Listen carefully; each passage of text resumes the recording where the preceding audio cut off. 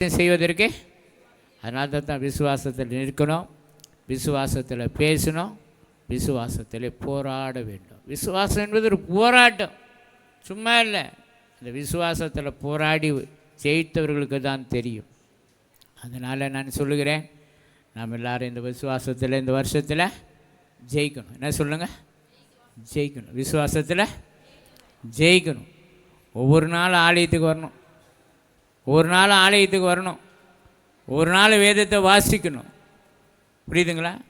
பிள்ளைகளாம் குடும்பமாக ஆலயத்துக்கு கொண்டு வரணும். நானும் என் வீட்டாருமோ வென்றால் கர்த்தரையே. உங்கள் குடும்பம் கர்த்தரை சேவிக்கிற குடும்பமாக இந்த வருஷம் மாறணும். ஒரு ஆத்மாவுக்காவது சுவிசேஷத்தை சொல்லி இந்த வருஷத்துக்கு அழைத்து வரணும். புரியுதுங்களா? வருஷம் நான் சொல்கிறேன், நிறைய பேர் பண்ணுறாங்க, எங்கிட்ட வந்து அறிமுகமும் பண்ணுறாங்க. கர்த்தர் உங்களை ஆசீர்வதிக்கணும். இந்த வருஷத்தில் ஒரு தீர்மானம் வச்சுங்க, இப்படியாவது சுவிசேஷத்தை அறிவிச்சு ஒரு ஆத்மாவையாவது ஆண்டுடைய பக்கமாக நான் கொண்டு வருவேன். ஒரு தீர்மானம் இன்றைக்கி போட்டுருங்க. நிறைய பேருக்கு இந்த வருஷத்தில் நிறைய காரியங்கள் சொல்லுவாங்க, ஆண்டவர்கிட்ட நான் இதை செய்யணும், அதை செய்யணும், அதை செய்யணுன்னு. நீங்கள் அதில் ஒன்றை சொல்லிவிடுங்க, நான் ஆண்டவருக்காக சாட்சியாக இருப்பேன், சுவிசேஷத்தை சொல்லி ஒரு ஆத்மாவையாவது ஆண்டுடைய ராஜ்யத்துக்குள்ளே சபைகளை கொண்டு வருவேன். இந்த நம்பிக்கையோடு நீங்கள் செயல்பட்டீங்கன்னா கர்த்தர் நம்மோடு கூட இருக்கிறார். இப்போ வார்த்தைக்கு நேராக நம்ம கடந்து போகிறோம். ஜெபம் பண்ணணும். பிதாவே, நீர் கொடுத்த வார்த்தையை இந்த நாளை அறிவிக்க அடியனுக்கு உதவி செய்யுங்க. நீர் எனக்கு துணையாய் நில்லுங்க. ஒரு அதிசயம் நடக்கட்டும். இந்த மின்சார தடைகள் எல்லாம் முற்றிலும் மாற்றப்படட்டும். இயேசுவின் நாமத்தினாலே இந்த தடைகள் எல்லாம் உடைக்கப்பட்டு போகட்டும். அனுகூலமான காரியங்களை இந்த நாளிலே செய்யுங்க. உடைய நாமம் மகிமைப்படுவதாக. இயேசுவின் நாமத்தில் வேண்டி கொடுக்குறோம் தாவே. இந்த வாக்குத்தத்த கார்டெல்லாம் எத்தனை பேருக்கு அடிச்சிருக்குது? அதில் என்ன இருக்குது? அவன் வழி, அவன் வழி. நீங்கள் சங்கீதம் 1:3 அவன் செய்வதெல்லாம் யார் செய்கிறது? வேதத்தை தியானம் பண்ணி நேசித்து வாழ்க்கையில் அபியாசம், வேதத்தை நேசிக்கிறவங்களுக்கே வழிகள் வாய்க்கும் என்று சொன்னால், இன்றைக்கு இந்த வருஷத்தில் இந்த வசனத்தை நம்ம ஏசாயா 48:15 எடுத்துக்கொள்வோம். இந்த வசனத்தை ஆண்டவர் ஒரு நாள் ஞாயிற்றுக்கிழமை மாலையில் இந்த இடத்துல உட்கார்ந்துட்டே இருக்கிறேன். அப்பொழுது ஆண்டவர் எனக்கு இந்த வார்த்தையை எனக்கு கொடுக்குறார். மாலையில் ஒருத்தர் பிரசங்கம் பண்ணுறார். அந்த மாதம் முழுது நான் காத்து கொண்டே இருக்கிறேன். ஆண்டவர் என் உள்ளத்தில் பேசுகிறேன், அவன் வழி வாய்க்கும். ஆச்சரியமாக இருந்துச்சு. நான் போய் அதுக்கு முட்டி போட்டு அதுக்கு காத்திருந்து இதுக்காக நான் சொல்லிகிட்டே இருப்பேன். ஒரு நாளும் என்னப்பா வார்த்தை, என்னப்பா வார்த்தை சொல்லிகிட்டே இருக்கிறேன். இங்கே கீழே உக்காந்துட்ருக்கேன், அவர் பேசிகிட்ருக்கிறாரு, ஒரு ஊழியக்கார். அப்போ ஆண்டவர் சொல்கிறார், அவன் வழி வாய்க்கும். யார் வழி? அவன் வழி. இப்போ யாருன்னா அவர் பேர் கோரேஸ். சொல்லுங்கள், அவர் பேர் என்னது? கோரேஸ். இந்த கோரேஸ் என்று சொல்லக்கூடிய ஒரு ராஜா, அவரை குறித்து ஏசாயா தீர்க்கதரிசி அவர் பிறப்பதற்கு 150 ஆண்டுகளுக்கு முன்பதாகவே தீர்க்க தரிசனமாக அவரை குறித்து சொல்லி இருக்கிறார். 41:2 நீங்கள் வாசித்தால், கிழக்கிலிருந்து ஒரு நீதிமான எழுப்பி, பாருங்க, கிழக்கிலிருந்து ஒரு நீதிமான். யாரு? அவரை குறித்து சொல்லப்பட்டிருக்கிறது, அவர் பிறப்பதற்கு முன்பதாகவே பெயரிடப்பட்டவர். 150 ஆண்டுகளுக்கு முன்பதாகவே பெயரிடப்பட்ட அவர், அவரை குறித்து நீதிமான், கிழக்கிலிருந்து ஒரு நீதிமான எழுப்பி. இந்த 48:14 எனக்கு சித்தமானதை எல்லாம் செய்வான். அவர் யாருன்னா, பிறப்பதற்கு முன்பதாகவே பெயரிடப்பட்டவர் மட்டுமில்லை. ஆண்டவர் சொல்றாரு, எனக்கு சித்தமானதை எல்லாம் செய்யக்கூடிய ஒரு பாத்திரம். ஏசாயா 44:28 நீங்கள் வாசித்து பார்த்தீங்கன்னா இங்கே தான் பேர் சொல்கிறார். கோரேசை குறித்து சொல்கிறார். அவன் என்னுடைய மேய்ப்பன். மேய்ப்பன் சொல்கிறார். எப்படி யாக்கோபு மேய்ப்பன் சொல்கிறாரோ அதே போல அவன் என்னுடைய மேய்ப்பன். அவன் எருசலேமை நோக்கி நீ கட்டப்படு என்றும் தேவ ஆலயத்தை நோக்கி நீ அஸ்திபாரப்படு என்று சொல்லி எனக்கு பிரியமானதை எல்லாம் ஆமா ஆண்டவர் சொல்றாரு, எனக்கு பிரியமானதை எல்லாம் நிறைவேற்றுவான். சித்தமானது செய்வான், பிரியமானதை நிறைவேற்றுவான். இந்த இடத்துல அவனை குறித்து சொல்லப்பட்டிருக்கிற எருசலேமை நோக்கி தேவனுடைய ஆலயத்தை பார்த்து கட்டப்படு அப்படின்னு சொல்லுவானா. நீங்கள் யோசித்து பாருங்கள், எந்த நேபுகாத் நேச்சார் தேவனுடைய ஆலயத்தை இடித்தானோ அதே ஆலயத்தை தேவன் இந்த கோரேசின் மூலமாக தேவன் கட்டுவதற்கு தெரிந்து கொண்ட ஒரு பாத்திரம் தான் கோரேஸ். அவனை மேய்ப்பன் சொல்கிறாரு, பிரியமானவன்னு சொல்கிறார். இன்றைக்கி நம்மளை பார்த்து ஆண்டவர் பிரியமானன்னு சொல்லுவாரா? அப்போ ஆண்டவருக்கு பிரியமான ஒரு காரியத்தை செய்வதற்காக ஏற்படுத்தப்பட்டவன். இன்னும் 45ஆம் அதிகாரத்துக்கு வருவோம். அந்த 1-5 வசனத்தை நீங்கள் வீடுகளில் போய் வாசித்து பாருங்கள். ஆண்டவர் சொல்கிறார், நான் அபிஷேகம் பண்ணினேன் கோரேஸ்.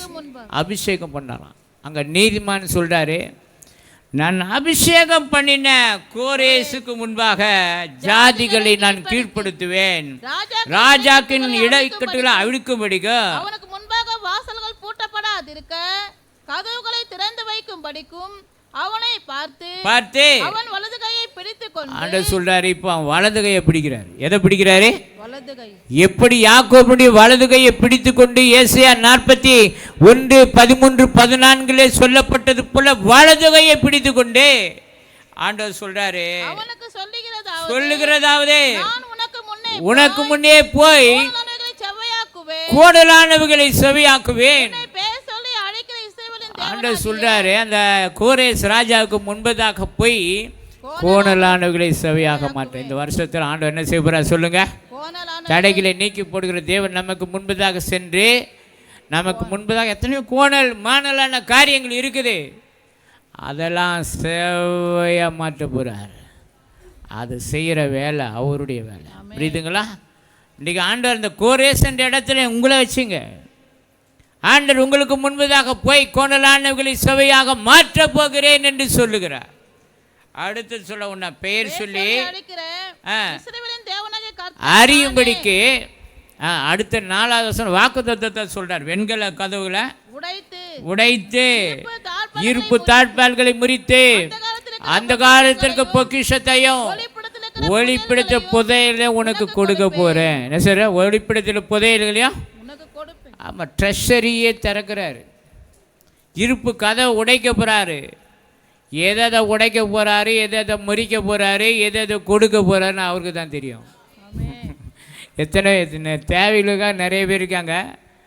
நான் ஒவ்வொரு நாள் இந்த வசனத்தை சொல்வேன். வெண்கல கதவுகளை உடைத்து சொல்லுங்க. வெண்கல கதவுகளை உடைத்து இருப்பு தாழ்பால்களை முறித்து அந்த காலத்திற்கு பொக்கிஷத்தையும் ஒளிப்பிடத்தில் புதையல்களை உனக்கு கொடுப்பேன். அவனுக்கு மட்டும் தான் கொடுப்பாரா? உங்களுக்கும் கொடுப்பார், எனக்கும் கொடுப்பார். நான் டெய்லி சொல்கிற ஒரு வசனம். ஆண்டவர் கொடுக்க தான் போகிறார். இந்த வருஷத்தில் எதை உடைக்க போகிறாரு, எதை முறிக்க போகிறாரு, எதை திறக்க போகிறாரு, எதை பூட்ட போகிறாரு, அவருக்கு மட்டும்தான் தெரியும். பாருங்க, பிறப்பதற்கு முன்பதாகவே பேரிடப்பட்ட அந்த கோரேஸை அபிஷேகம் பண்ணாரா. இன்றைக்கி நம்மளாம் அபிஷேகம் பண்ணி வச்சிருக்கிறார். உங்கள் மேலே இருக்கிற அபிஷேகம் சும்மா இல்லை. புரியுதுங்களா? உங்கள் மேலே இருக்கிற அபிஷேகம் சாதாரண அபிஷேகம் இல்லை. எதையோ ஒன்றை செய்வதற்காக தான் தேவன் உங்களையும் என்னையும் இந்த உலகத்தில் அபிஷேகம் பண்ணி வைத்திருக்கிறார். இந்த வருஷத்தில் எதை உடைக்க போகிறோம் தெரியல, எதை முறிக்க போகிறோம், எதை திறக்க போகிறோம். நம்ம கால் வைக்கிற இடத்தெல்லாம் சொந்தமாக கொடுக்க போகிறேன். ஆமாம், ஆபிரகாமை பார்த்து சொல்கிறார், மேற்கே பார், கிழக்கே பார், தெற்கே பார், வடக்கே பார், இதெல்லாம் உனக்கு தரப்போகிறேன். ரொம்ப ஆச்சரியம். எப்படி தருவேன்? நீ விசுவாசத்தோடு நடந்து திரி. விசுவாசத்தோடு நடக்கணும், பிரயாசப்படணும். அப்படின்னா என்ன? பிரயாசப்படணும். பிரயாசப்பட்டு விசுவாசத்தோடு நடந்து நீங்கள் செயல்பட்டீங்கன்னா இந்த வருஷத்தில் அற்புதங்கள் நடக்கும். நம்ம கால் வைக்கிற இடத்த சொந்தமாக தரப்போகிறார். எத்தனை பேர் விசுவாசிறீங்க? ஆமாம். நீங்கள் கால் வைக்கணும், அந்த இடத்த வாங்கிறதுக்காக போகாதீங்க. அந்த ஆத்துமாவை, அந்த குடும்பத்தை சொந்தமாக ஆண்டோடைய ராஜ்யத்துக்கு கொண்டு வரணும். அதுதான் நம்முடைய வாஞ்சி. இதெல்லாம் அப்படி சொல்லிட்டு நிறைய காரியம் சொல்கிறாரு.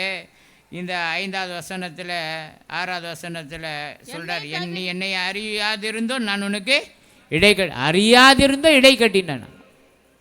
இவன் ஆண்டவரை அறிந்து கொள்ளலை. அறியாதிருந்தும் ஆண்டவர் அவனை அபிஷேகம் பண்ணி தெரிந்து கொண்டு இடை கட்டினேன். இதில் ஒரு 13வது வசனத்தை கொஞ்சம் வாசுருமே. நான் நீதியின்படி அவனை எழுப்பினேன். அது இங்கேயும் சொல்றாரு பாருங்க, நான் நீதியின்படி அவனை எழுப்பினேன். அவன் வழிகளை எல்லாம் செவைப்படுத்துவேன். அவன் வழிகளை எல்லாம் செவைப்படுத்துவேன். அவன் என் நகரத்தை கட்டி, அவன் தான் என்னுடைய அந்த எருசலேம் நகரத்தை கட்டி, சிறைப்பட்டு போனவர்களை என்னுடையவர்களை பாருங்க, கிரயம் இல்லாமலும் பரிதானம் இல்லாமலும் விடுதலையாக்குவான். இது நீங்கள் எஸ்ரா 1ஆம் அதிகாரம் 1லிருந்து ஒரு 5-6 வசனத்தை நீங்கள் வீடுகளிலே போய் வாசித்து பாருங்கள். இந்த வார்த்தை அப்படியே நிறைவேறி இருக்கிறது. தேவன் அவனை கோரேசின் ஆவியை ஏவினார். என்னது? கோரேசின் ஆவியை ஏவினதுனால எருசலேமுக்கு தேவனுடைய ஆலயத்தை குறித்து கட்டும்படியா சொன்னாராம். முதல் வேலையில ஆலயத்தை, தேவனுடைய ஆலயத்தை கட்ட சொன்னார். 2வது அந்த ஜனங்களை குறித்து சொல்லுகிறார். யாரெல்லாம் ஜனங்கள் இருக்கிறாரோ, அந்த ஜனங்கள் இருக்கிறாங்களோ அவங்களுக்கு காணிக்க கொடுங்க, கரங்களை தரங்க, வெகுமதிகளை கொடுங்க. அவன் அந்த தேசத்துக்கு அவர்கள் போக கடவர்கள். கரண்ட் வந்துச்சுன்னு நினைக்கிறேன். யோசித்து பாருங்கள், எவ்வளோ ஒரு விடுதலை. அதனால் தான் பரிதானம். அந்த நாளில் ஒரு விடுதலை கிடைக்கணும்னா பணம் கொடுத்து தான் விடுதலை பண்ணுவாங்க, இல்லைன்னா புரட்சி பண்ணி விடுதலை பண்ணுவாங்க, இல்லைன்னா எதையாவது ஒன்றை கொடுத்து தான் ஒரு விடுதலை கிடைக்கும். பரிதானம் இல்லையா, கிரயம் இல்லையா, முயற்சி இல்லையா, ஆனால் ஒரு விடுதலை கிடைத்திருக்கிறது. புரியுதுங்களா? ஆண்டவர் எவ்வளோ பெரிய காரியத்தை செஞ்சிருக்க.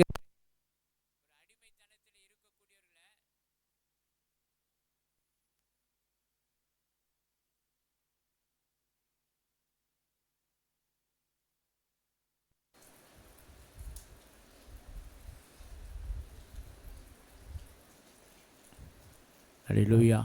ஒரு அடிமைத்தனத்தில் இருக்கக்கூடியவரில் எந்த பணமும் கொடுக்காம, எந்த புரட்சியும் பண்ணாமல், எந்த ஒரு காரியமும் செய்யாமல், கிரயமும் கொடுக்காம ஒரு விடுதலை என்பது சாத்தியமா? யோசித்து பாருங்கள். சாத்தியமே கிடையாது. இது ஆண்டவருடைய செயல். அப்படி தான் நடக்கும். ஆண்டவர் 46:11 அதை நான் சொன்னேன், அதை நிறைவேற்றுவேன், அதை திட்டம் பண்ணினேன், இந்த வருஷத்தில் சொல்கிறாரு. திட்டம் பண்ணி வச்சிருக்க. எத்தனை விசுவாசிங்க? உங்கள் காரியங்கள் எல்லாம் திட்டம் பண்ணப்பட்டு இருக்கிறதே. அவன் வழி வாய்க்குன்னு நம்ம படிக்கிறோமே, அவனை குறித்து திட்டம் போட்டு வச்சிருக்கிற. சொன்னால் நிறைவேற்றக்கூடிய தேவன் நம்முடைய தேவன். அது சொல்கிறார், திட்டம் பண்ணி வச்சிருக்கிறேன். இந்த வருஷத்தில் உங்களை குறித்தும் உங்கள் பிள்ளைகளை குறித்தும் ஆண்டவர் பிளான் போட்டு வச்சிருக்கிறார். பிளான் போட்டு வச்சிருக்கிறார். ஒரு வீட்டை கட்டுறதுக்கு ஒரு திட்டம் இருக்குது. அந்த திட்டத்தின்படி தான் வீட்டை கட்ட முடியும்.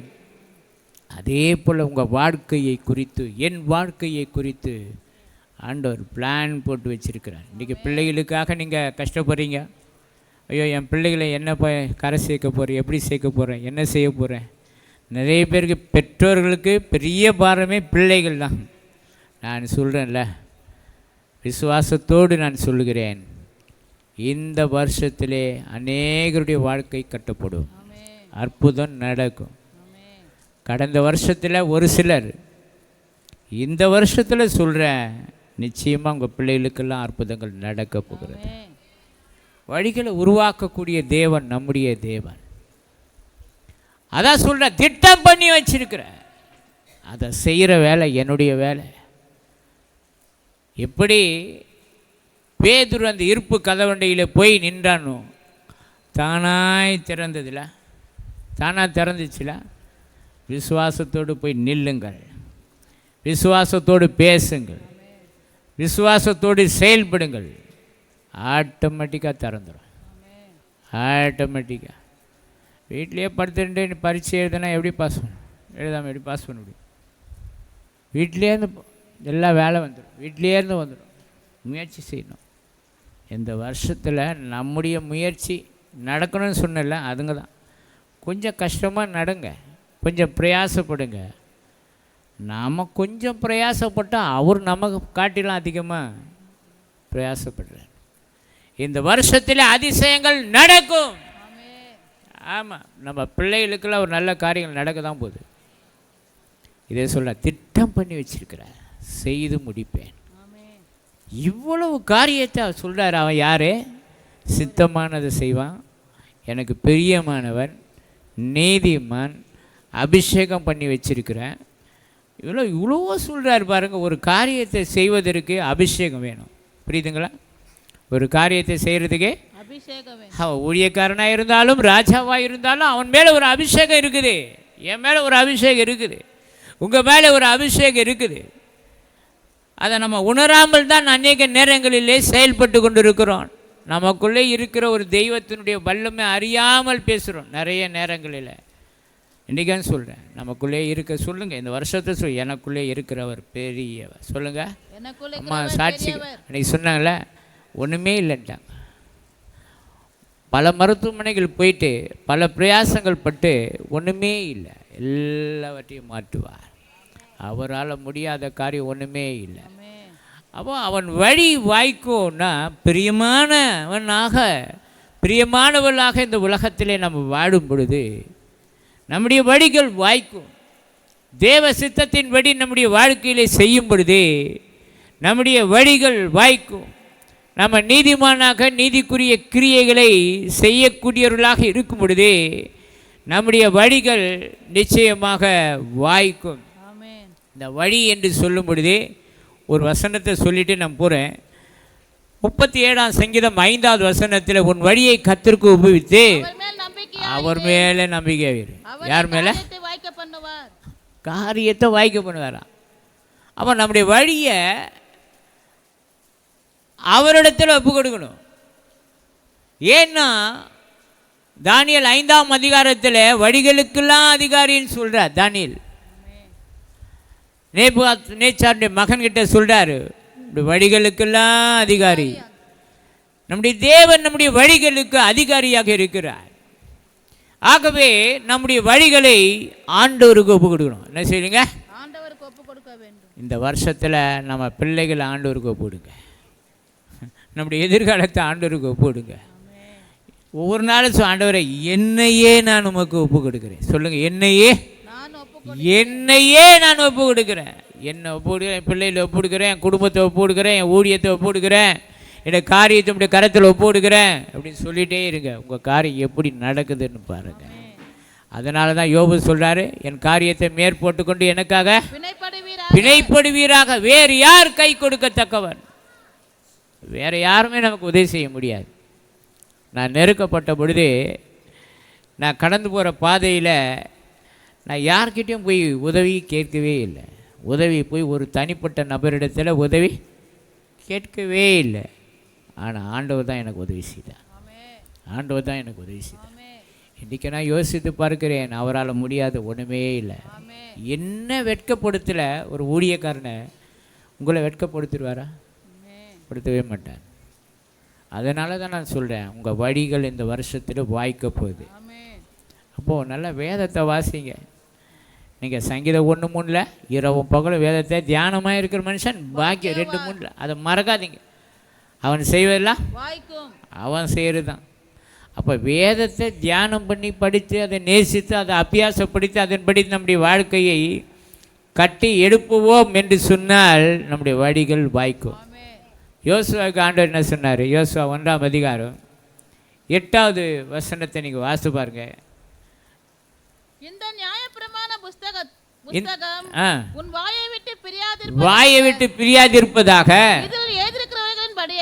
இதில் எழுதியிருக்கிறபடியெல்லாம் நீ செய்ய கவனமாய் இருக்கும் பொழுது இரவும் பகலும் தியானித்துக் கொண்டிருப்பாயாக. ஆமா, அதை நீ தியானம் பண்ணிட்டே இரு.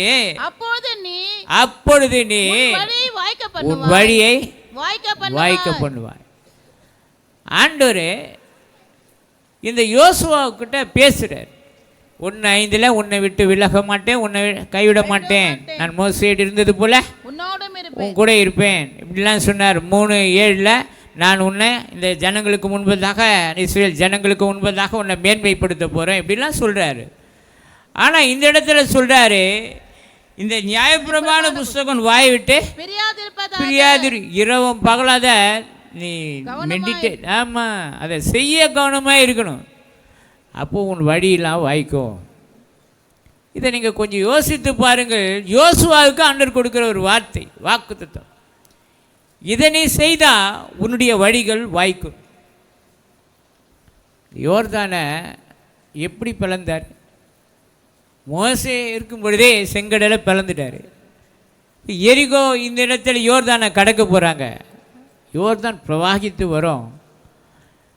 அந்த வார்த்தையின்படி அவன் செய்யும் பொழுது யோர்தான் பிளந்தது, எரிகோ இடிந்து விழுந்தது.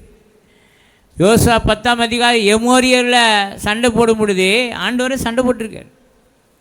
சூரியனை சந்திரன் நடுவானில் நிறுத்தி இருக்கிறார். மோசேயோடு இருந்த தேவன் யோசுவாவோ கூட இருந்தார். அவன் காரியங்கள் எப்படி வெற்றிகரமாக வாய்க்க செய்தார் பாருங்க. யோசுவா தான் கானான் தேசத்தை பங்கிட்டு கொடுத்தான். யோசு பாருங்க, மோசே தூரத்தில் பார்த்துட்டார். சின்ன ஒரு தப்பு தான் செஞ்சார். ஒரு சின்ன தவறு செஞ்சதுக்கு கானானுக்குள்ளே போல வாக்கு தத்துவத்தை கொடுத்து அழைத்து கொண்டு வந்து கடைசியில் தூரத்திலிருந்து பார்த்துட்டார். அவ்வளோதான், போக முடியல.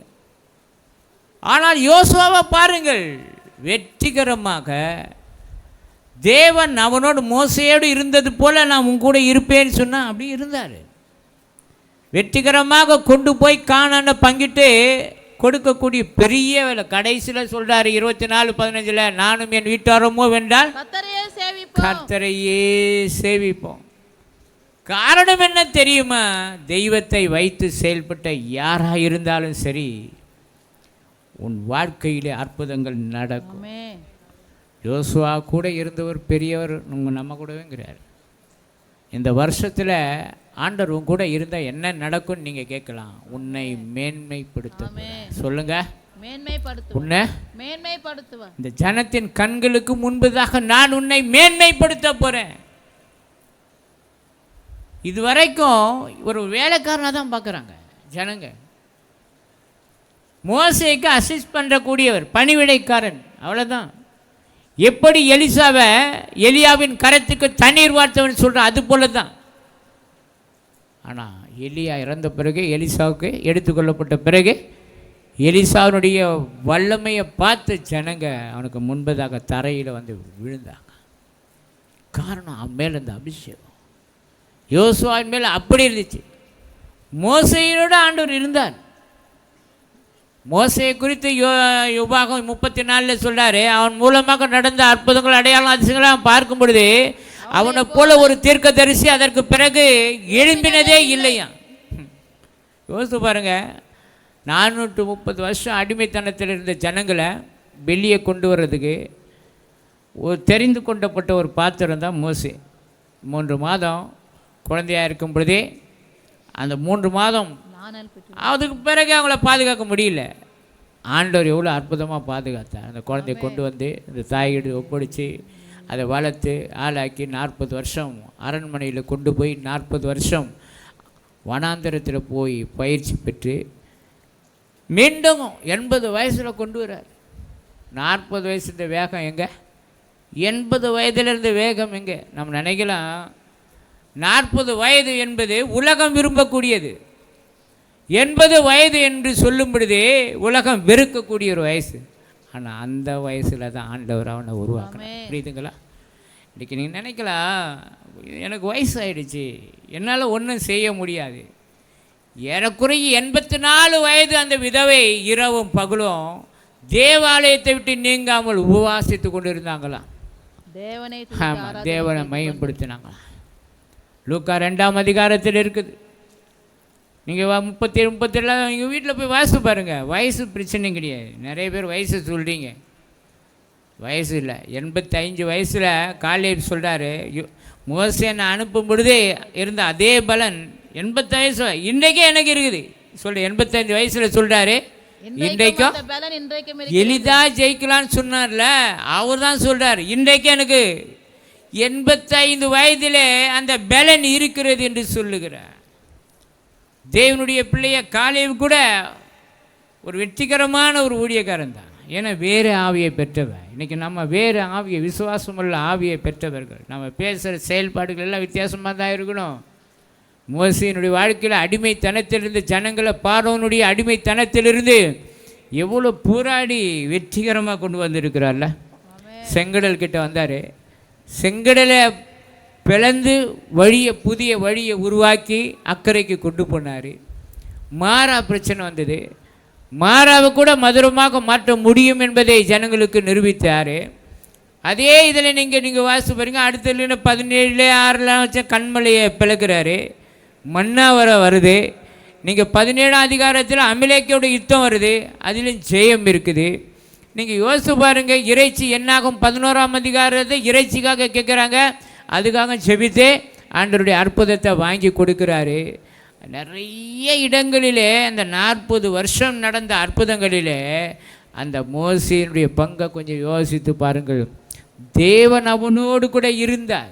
இரவும் பகலும் அவர்களை வழிநடத்தக்கூடிய ஒரு பாக்கியத்தை அவன் பெற்றவனாக தான் வாழ்ந்திருக்கிறான். தேவனுடைய பிள்ளையில இன்றைக்கு இந்த வருஷத்தில் நம்மை வழிநடத்தக்கூடிய ஒரு தேவன் நம்ம கூட தான் வரார். எத்தனை பேர் விசுவாசிங்க? ஆமாம், தேவன் ஒருத்தர் தான் அந்த யாக்கோபை வழி நடத்தினான். 32 இருக்குது, 10 11 அவர் ஒருவரே அவனை வழி நடத்தினான்னு சொல்லிவிடு. அவர் ஒருவரே அவர் ஒருத்தர் தான் நம்மளை வழி நடத்த முடியும் இந்த உலகத்தில். வேற யாரும் முடியாது. உங்கள் கூட இருக்கிறவர் பெரியவர். உங்கள் மேலே இருக்கிற அபிஷேகம், எலியாவின் மேலே இருந்த அபிஷேகம் வேற, எலிசாவின் மேல் இருந்த அபிஷேகம் வேற. எலியா கூட சக்ஸஸர் தான், ஆண்டவர் அவங்க கூட இருந்தார் தான். அவருடைய வார்த்தையை அப்படியே கனப்படுத்தினார். இந்த 1 ராஜாக்கள் 18 அந்த கர்மேல் பர்வதத்தில் 450 பாகால் தீர்க்கதரிசிகளோடு போராடும் பொழுது அக்கினியை இறக்கி தேவனுடைய வல்லமையை ஜனங்களுக்கு விளங்க செய்த ஒரு தேவனுடைய ஊழியக்காரன். இன்றைக்கு அப்படிப்பட்ட ஊழியக்காரர்கள் தேசத்தில் தேவை. தேவனுடைய வல்லமை இறங்கணும். கர்த்தரே தெய்வம்னு சொல்லக்கூடிய நிலையில் ஒரே நாளில் ஜனங்களுடைய நிலைமையை, ஒரு எழுப்புதலை, ஒரு மாற்றத்தை உருவாக்கினவர். ஆனால் எலிசானுடைய ஊழியத்தை கொஞ்சம் சாரிபாத்துக்கு போனார், அங்கேயும் அற்புதம் நடந்தது. அதுக்கு பிறகு அந்த மகன் மரித்து போயிட்டான், அங்கேயும் உயிர்ப்பித்து அங்கே அந்த தாயினிடத்தில் ஒப்புவித்து தான் வந்தார். பாருங்கள், வெற்றிகரமாக செயல்பட்டு இருக்கிறார். அவருடைய காரியங்களெல்லாம் வெற்றிகரமாக தான் இருக்கிறது. ஆனால் எலிசாவை பாருங்கள், எலிசா கொஞ்சம் வித்தியாசமானவர். எலிசானுடைய ஊழியமே பாருங்கள், எல்லாம் அற்பமாக நினச்சாங்க. என்ன அற்பம் நினச்சான்?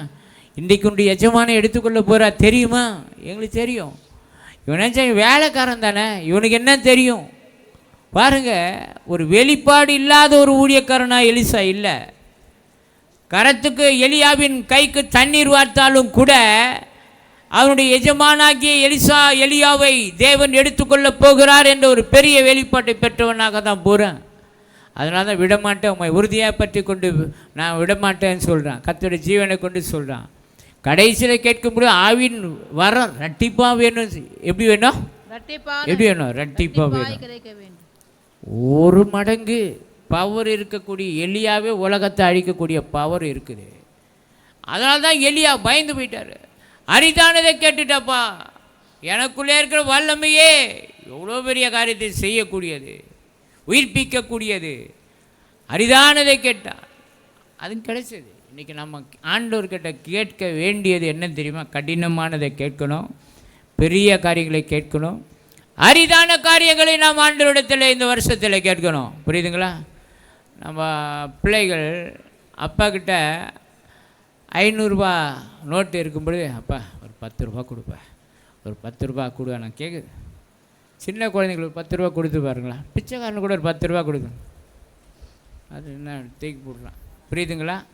டிமாண்ட் பண்ணி கேட்குற லெவலில் இப்போ இருக்கிறாங்க. புரியுதுங்களா? அந்த பெருசாக இருக்கிற நோட்டை கொடுப்பான்னு தான் கேட்பான். 100 ரூபா கொடுத்து பாருங்கள், சின்ன குழந்தை கூட ஏற்றுக்கொள்ளாது. அப்பா கிட்ட பெருசாக கேளுங்க, பெரிதாக கேளுங்க. உண்மையாக தானே சொல்கிறேன். நம்ம அப்பா கிட்ட பூமியின் நிறைவும் அவருடைய கர்த்தருடையது. ஆமாம், பூமியின் நிறைவும் வெள்ளியும் பொண்ணும் அவருடையது, பூமியின் நிறைவும் அவருடையது, எல்லாமே அவருடையது தான். புரியுதா? அவருடைய பிள்ளைகளுக்கு தராமல் வேறு யாருக்கு தர போகிறேன்? அப்போது நம்முடைய அப்பாவுடைய இருதயம் திறக்கப்பட்டதாக இருக்குது. அதனால் இந்த வருஷத்தில் உங்களுக்காக எல்லாத்தையும் திறக்க தான் போகிறேன். எலிசா பாருங்கள், முதல் வேலை எலிசாவுடைய ஊழியம் என்ன தெரியுமா? எலியாவின் தேவன் எங்கே நான் அடிக்கிறான், பிறந்துடுச்சு. எலியா போன வழியிலே திரும்பி வரணும், சால்வை விழுந்துடுச்சு, அதை எடுத்துட்டான், 2 கிடைக்கிறான். எலியாவின் தேவன் எங்கே? முதல் அடியே வழி விட்டுடுச்சு. அடுத்தது போங்க, எரிகோக்கு வரான். எரிகோக்கு போனால் என்ன, அந்த ஜனங்கள்லாம் வந்து பாடாக இருக்குது, நிலம் சாவு தான், இங்கே இருக்க முடியாது. ஏன்னா யோசுவா எரிகோவை சபித்து விட்டான். இதை யார் கட்டுறாங்களோ அவனுக்கு இந்த சாப்பாடெல்லாம் போட்டுட்டு போயிட்டார். அதனால் எரிகோவை மீண்டும் கட்டக்கூடியவனுக்கு இதெல்லாம் நடக்கும் தெரியும், எலிசாவுக்கும் தெரியும். ஆனால் எலிசா என்ன செய்தா தெரியுமா? அந்த பாழ் நிலத்தை ஆசீர்வாதமாக மாற்றி, இனி சாவு வராது, இது பாழ் நிலமாக இருக்காது அப்படின்னு மாற்றிட்டு போயிட்டார். பெரிய பெரிய காரியங்கள் எலிசாவின் மூலம் நடந்தது. தேசத்தின் பஞ்சம் 2 ராஜாக்கள் 7ஆம் அதிகாரத்தில் ஒரே நல்ல பஞ்சம் மாறினது. புரியுதுங்களா? ஒரே நல்ல பஞ்சம் மாறியது. தேசத்தை விட்டு தேசம் வந்தான் நாகமான். அவனுடைய சரீரம் ஒரு சிறு பிள்ளையின் மாம்சம் போல குஷ்டரோகம் மாறி போயிடுச்சு. 2 ராஜாக்கள் 4ஆம் அதிகாரம் சிறு பிள்ளை மரித்து போன பிள்ளை உயிரோடு எழும்பினது. நிறைய காரியம். கடைசியில் ஒரே ஒரு அற்புதம் தான் குறை, அதுவும் அவர் மரித்து அடக்கம் பண்ணி விட்டாச்சு. மோவாபுடைய படை வருது. அந்த நேரத்தில் இஸ்ரேல் ஜனங்கள் ஒரு சவத்தை அடக்கம் பண்ண போகும்போதே பயந்துட்டு அதை அந்த எலிசாவுடைய கல்லறையில் போட்டுட்டான். அவனுடைய எலும்பு பட்டு, சொல்லுங்கள், எலும்பு பட்டு உயிரோடு எழுப்பினான். ஒரு அபிஷேகம் பண்ணப்பட்டவனுடைய எலும்புக்கே ஒரு மனிதனை உயிர்ப்பிக்கக்கூடிய வல்லமை இருக்கும் என்று சொன்னால், தேவனுடைய அபிஷேகம் பண்ணப்பட்ட தேவனுடைய பிள்ளைகளுடைய அபிஷேகம் மாறாத ஒன்றே. அதனால் நம்ம மேலே இருக்கிற அபிஷேகத்தை நம்ம மட்டுப்படுத்தக்கூடாது. புரியுதுங்களா? அதனால் இந்த வருஷத்தில் எதை வச்சு திறக்கணும், எதை மூடணும், எதை பண்ணணும், என்ன செய்யணுமோ அந்த அதிகாரத்தை பயன்படுத்துங்க. ஒரு எலும்பு பட்டு ஒரு மனிதன் உயிரோடு எழும்புவான் என்று சொன்னால், அரிதான ஒன்றை கேட்டானே எலிசா, அவனுக்குள்ளே இருந்த அபிஷேகத்தின் வரத்தின் வல்லமையை கொஞ்சம் யோசித்து பாருங்கள். நீங்கள் ஆபிரகாமை பாருங்கள். ஆபிரகாமை பார்த்து அபிமெலேக்கு சொல்கிறார், நீ செய்கிற எல்லாவற்றிலும் தேவன் உன்னோடு கூட இருக்கிறார். அப்போ ஆபிரகாம் கூட ஆண்டவர் இருந்தாரா இல்லையா? இருந்தார். அவன் காரியங்களை வாய்க்க செய்தாரா இல்லையா? ஒரே ஒரு காரியம் சொல்கிறேன், லோத்துவை சிறையாக கொண்டு போயிட்டாங்க. இவன் ராஜா கிடையாது, இவங்கிட்ட யுத்த வீரர்கள் கிடையாது. ஆனால் 318 பேர் வீட்டில் வேலை செய்யக்கூடியவர்கள். அவர்களை அழைத்து கொண்டு போய் இரவிலே பவுஞ்சுகளாக பிரிந்து ராஜாக்களை முறியடித்து லோத்துவை சிறையிலிருந்து கொண்டு வந்தான். அப்போ தேவன் அவன் கூட இருந்தாரா இல்லையா? இருந்தார். பெரிய யுத்த வீரனா அவன். 75 வயசுக்கு மேலே. அந்த வயதில் போய் விசுவாச வீரன் சண்டை போடுறாங்க. பட்டயத்தை எடுத்து லோத்துவை சிறையாக கொண்டு போயிட்டாங்க. இன்றைக்கு கூட பாவத்திலே, சாபத்திலே, ரோகத்திலே, அடிமைத்தனத்தை நிறையா பிசாசு சிறையாக கொண்டு போயிட்டுருக்கான். அவர்களையெல்லாம் விடுதலையாக்கி கொண்டு வரக்கூடிய பணி உங்களுக்கும் எனக்கும் இந்த வருஷத்திலே இருக்கிறது. அதை நம்ம செய்யணும். ஐயோ பாவத்தில் போயிட்டான் அப்படி போட்டோம் அப்படின்னு சொல்லக்கூடாது. அவனை எப்படியாவது செபித்து மாற்றி அந்த அடிமைத்தனத்திலிருந்து, சிறையிலிருந்து கொண்டு வர வேண்டியது நம்முடைய கடமை தான். தேவனுடைய பிள்ளையில ஈசாக்கா அப்படி தான். ஆண்டவர் ஆதியாகமம் 26:3 நான் உன்னோடு கூட இருந்து உன்னை ஆசீர்வதிப்பேன் அப்படின்னு சொல்கிறாரு. ஈசாக்கு ஒரு அருமையான ஒரு மனுஷன். 24 கடைசியில் அவன் என்ன செய்கிறான்னு தெரியுமா? அவன் தியானம் பண்ணிட்டு இருக்கான். சாயங்கால வேலையில் மெடிடேஷன். இன்றைக்கி அந்த நாளிலே, வேதமே இல்லாத நாளிலே ஒரு மெடிடேஷன் பண்ணியிருக்கிறார்னா, இன்றைக்கி வேதம் நம்முடைய கையில் கொடுக்கப்பட்டு இருக்கிறதே, நாம் என்ன செய்யணும் தெரியுமா? இரவும் பகலும் இதை தியானம் பண்ணணும். சொல்லுங்கள், தியானம் பண்ண மெடிடேஷன் அவசியம். வேதத்தை வாசிக்கிறது ஒன்று, நேசிக்கிறது ஒன்று, அபியாசப்படுத்துகிறது ஒன்று. ஒரு நாளைக்கு ஒரு வசனத்தை செலக்ட் பண்ணுங்க, அதை மைண்டில் வச்சுங்க. போகும்பொழுது வரும்பொழுது அதை சொல்லிகிட்டே போங்க. அது உங்களை வழி நடத்தும். எனக்கு இந்த அனுபவம் இருக்குது. இரவு நேரத்தில் நான் வசனங்களை அப்படியே அசை போடுறது தான் என்னுடைய இது. அதனால தான் எங்கே போனாலும் பைபிளே திறக்காமல் 2 மணி நேரம் கூட ஃப்ளோவாக வரும் எனக்கு. எங்கே கண்ணு மூடி கண்ணை திறந்தால் அந்த வசனம் வந்துனே இருக்கும். ஏன்னா அந்த அசை போடுற அனுபவம் நமக்கு இருக்கணும். தேவனுடைய பிள்ளைகளே, ஈசாக்க உன் கூட இருந்து உன்னை ஆசீர்வதிப்பேன்னு சொன்னார்ல, அதில் 12:13 அந்த தேசத்துக்கு போனான், விதைத்தான், 100 மடங்கு பலன் கிடைத்தது. அப்போ பாருங்கள், பஞ்ச நாட்களிலே, கஷ்டமான நாட்களில் 100 மடங்கு ஒரு மனிதன் ஆசீர்வாதத்தை பெற்றிருப்பான் என்று சொன்னால் அவன் யாரு? தேவன் அவனுடைய வழிகள் என்ன செய்திருக்கிறார்? வாய்க்க செய்திருக்கிறார். இன்றைக்கு நான் சொல்கிறேன், உங்கள் வழி வாய்க்கும். உங்கள் விதைப்பில் 1000 மடங்கு பலன் கிடைக்கும். யார் துரத்துனாலும் அபிமெலேக்கு பகைத்து பொறாமை கொண்டு நீ எங்களை விட்டு போ, எங்களை பார்க்கிலும் பலத்தவனாக மாறிவிட்டான் துரத்துனாங்களோ, அதே அபிமெலேக்கு அந்த அதிகாரத்தில் போனால் 25, 26 பாருங்கள், நிச்சயமாக கர்த்தர் உம்மோடு கூட இருக்கிறார் என்று கண்டோம். அப்போ பாருங்க, ஈசாக்கனுடைய காரியத்தை ராஜாக்கள் பார்க்குறாங்க, துரத்தனும் பார்க்குறான், சத்துரு பார்க்குறான், தேடி போய் சொல்கிறான், நிச்சயமாக கர்த்தர் உம்மோடு கூட இருக்கு. இன்றைக்கி சொல்லுங்கள், பக்கத்தில் கையை பிடிச்சி சொல்லுங்கள், நிச்சயமாக கர்த்தர் உங்கள் கூட இருக்கிறார். நிச்சயமாக கர்த்தர் உங்கள் கூட இருக்கிறார். இந்த வருஷத்தில் சொல்லுங்கள், ஒருத்தர் சொல்லுங்கள், கை கொடுங்க, நிச்சயமாக கர்த்தர் உங்களோடு கூட இருக்கிறார். என் கூட இருக்கிற ஒரு நாள் நான் ஃபீல் பண்ணுறேன். இன்றைக்கார நான் சொல்கிறேன், என்னோடு என் தேவன் இருக்கிறத ஒவ்வொரு நாளும் நான் அனுபவிக்கிறேன். அது ஒரு அனுபவம், நம்ம வாழ்க்கையில் அனுபவிக்கணும். கண்ணை மூடின உடனே அப்படி பிரசன்னத்தை நீங்கள் உணர்ந்துடணும். அதுக்காக நீங்கள் மணிக்கணக்காக பாட்டு பாடி இது பண்ணி ஆண்டவரை இறக்குறது இல்லை. புரியுதுங்களா? 40 நாள் உபவாசம் போட்டால் தான் ஆண்டவர் வந்து இறங்கிடுவார்னு நினைக்காதீங்க. 5 நிமிஷம் நீங்கள் ஆண்டவரோடு உள்ள தொடர்பை சரிப்படுத்திட்டு, நீங்கள் நான் சொன்னேன்ல, பழைய இதில் அகற்ற வேண்டிய பகுதி, புதைக்க வேண்டிய பகுதி, நம்ம சரீரை சுத்திகரிப்போம். வஸ்திரம் பாருங்கள், சரீரத்தையும் சுத்திகரிக்கணும், வஸ்திரமும் சுத்தமாக இருக்கணும், சுத்திகரிக்கணும். இப்படி வந்து நீங்கள் ஆண்டவருடைய ஆலயத்துக்கு போய் பலிபீடத்தை கட்டி எழுப்பி நீங்கள் ஆண்டவரை தொழுது பாருங்கள், அற்புதம் நடக்குதா இல்லையா? யாக்கோபு பண்ணார். 5வது வசனமே தேவன் யாக்கோபுக்காக ஒரு பயங்கரத்தை உண்டாக்கிட்டார். அதனால தான் நம்முடைய தேவன் பயங்கரமான தேவன், பயங்கரமான கர்த்தரோ பயங்கரமான பராக்கிரமசாலியா என்னோடு கூட இருக்கிறார். எரேமியாவுக்கு மட்டும் இல்லை, உங்கள் கூடவே இருக்கிறார், உங்கள் கூடவே இருக்கிறார். நீங்கள் யோசிப்பை உலகம் அற்பமாக தான் நினச்சிது. நீங்கள் அதை நான் சொல்லிகிட்டே போகிறேன், நேரம் இல்லாததுனால. அதெல்லாம் படிக்க ஆரம்பித்தா எங்கேயோ போயிடும். நீங்கள் ஆதியாகவும் 39ஆம் அதிகாரம் 2-5 வசனத்தை பாருங்கள். கர்த்தர் யோசேப்போடு கூட இருந்தார், அவன் காரிய சித்தியுள்ளவனாக இருந்தான். அவன் செய்கிற யாவற்றையும் வாய்க்க பண்ணுகிறார் என்று அவனுடைய எஜமான் கண்டார். 5வது வசனத்தில் எல்லாவற்றையும் ஒப்பு கொடுத்துட்டான். ஆனால் என்ன நடந்தது?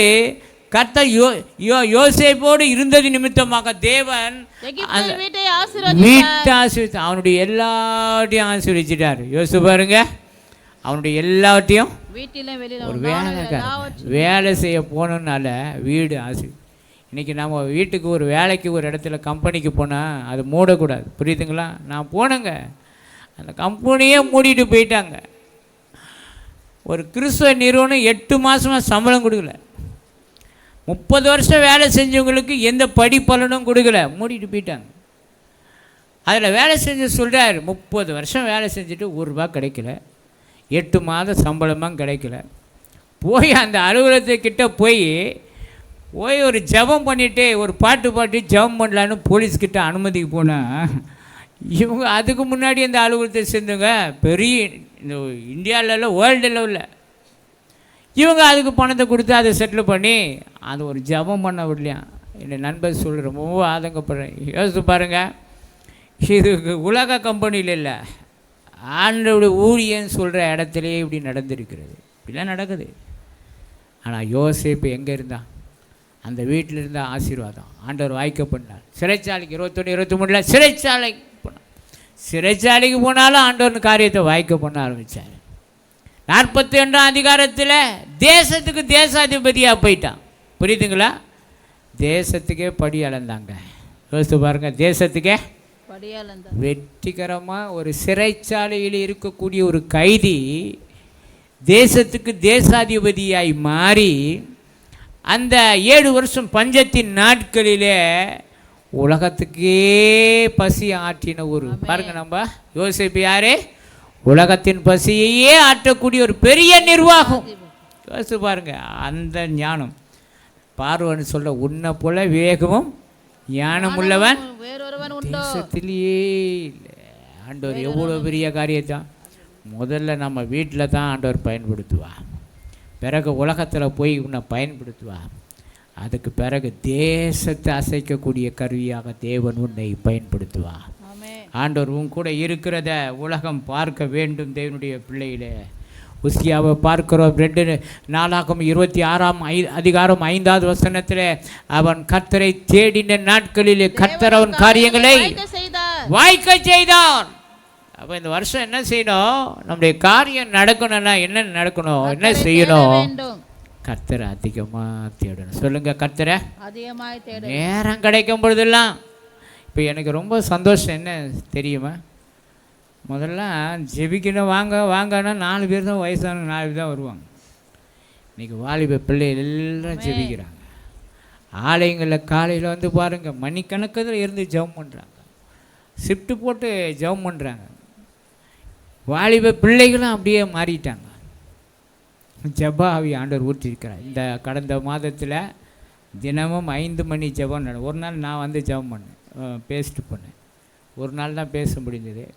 இன்னொரு நாள் வரேன்னு சொன்ன அன்னைக்கு எனக்கு கொஞ்சம் உடல்நிலையில் கொஞ்சம் பாதிப்பு வந்துடுச்சு. நானே தெரிஞ்சிட்டேன், நமக்கு இந்த விழிப்புணர்வு ஆராதனையில் நாம் பேசணும், நடத்தணும், நம்ம உடல்நிலை பாதிக்கப்பட்டால் முடியாதுன்னு சொல்லி நான் இன்றைக்கி உபவாசத்தை தான் வந்து பேசுகிறேன். சாப்பிட்டுட்டுலாம் முடியல. ஏன்னா அப்படி இருந்தால் தான் நம்ம வலிமையாக பேச முடியும். ஜெபம் மட்டும் இல்லை, அதுலேயும் விழிப்பும் வேணும். தேவனுடைய பிள்ளைகளே தேடணும் அதிகமாக. முதலாவது தேவனுடைய ராஜ்யத்தோட நீதியையும் தேடுங்கள், அப்பொழுது இவரெல்லாம் உங்களுக்கு கூட. அவன் பாருங்க, பெலிசேர் மெகுனியர் எல்லாத்தையும் வெல்லுவதற்கு ஆண்டவர் உதவி செய்தாரான்.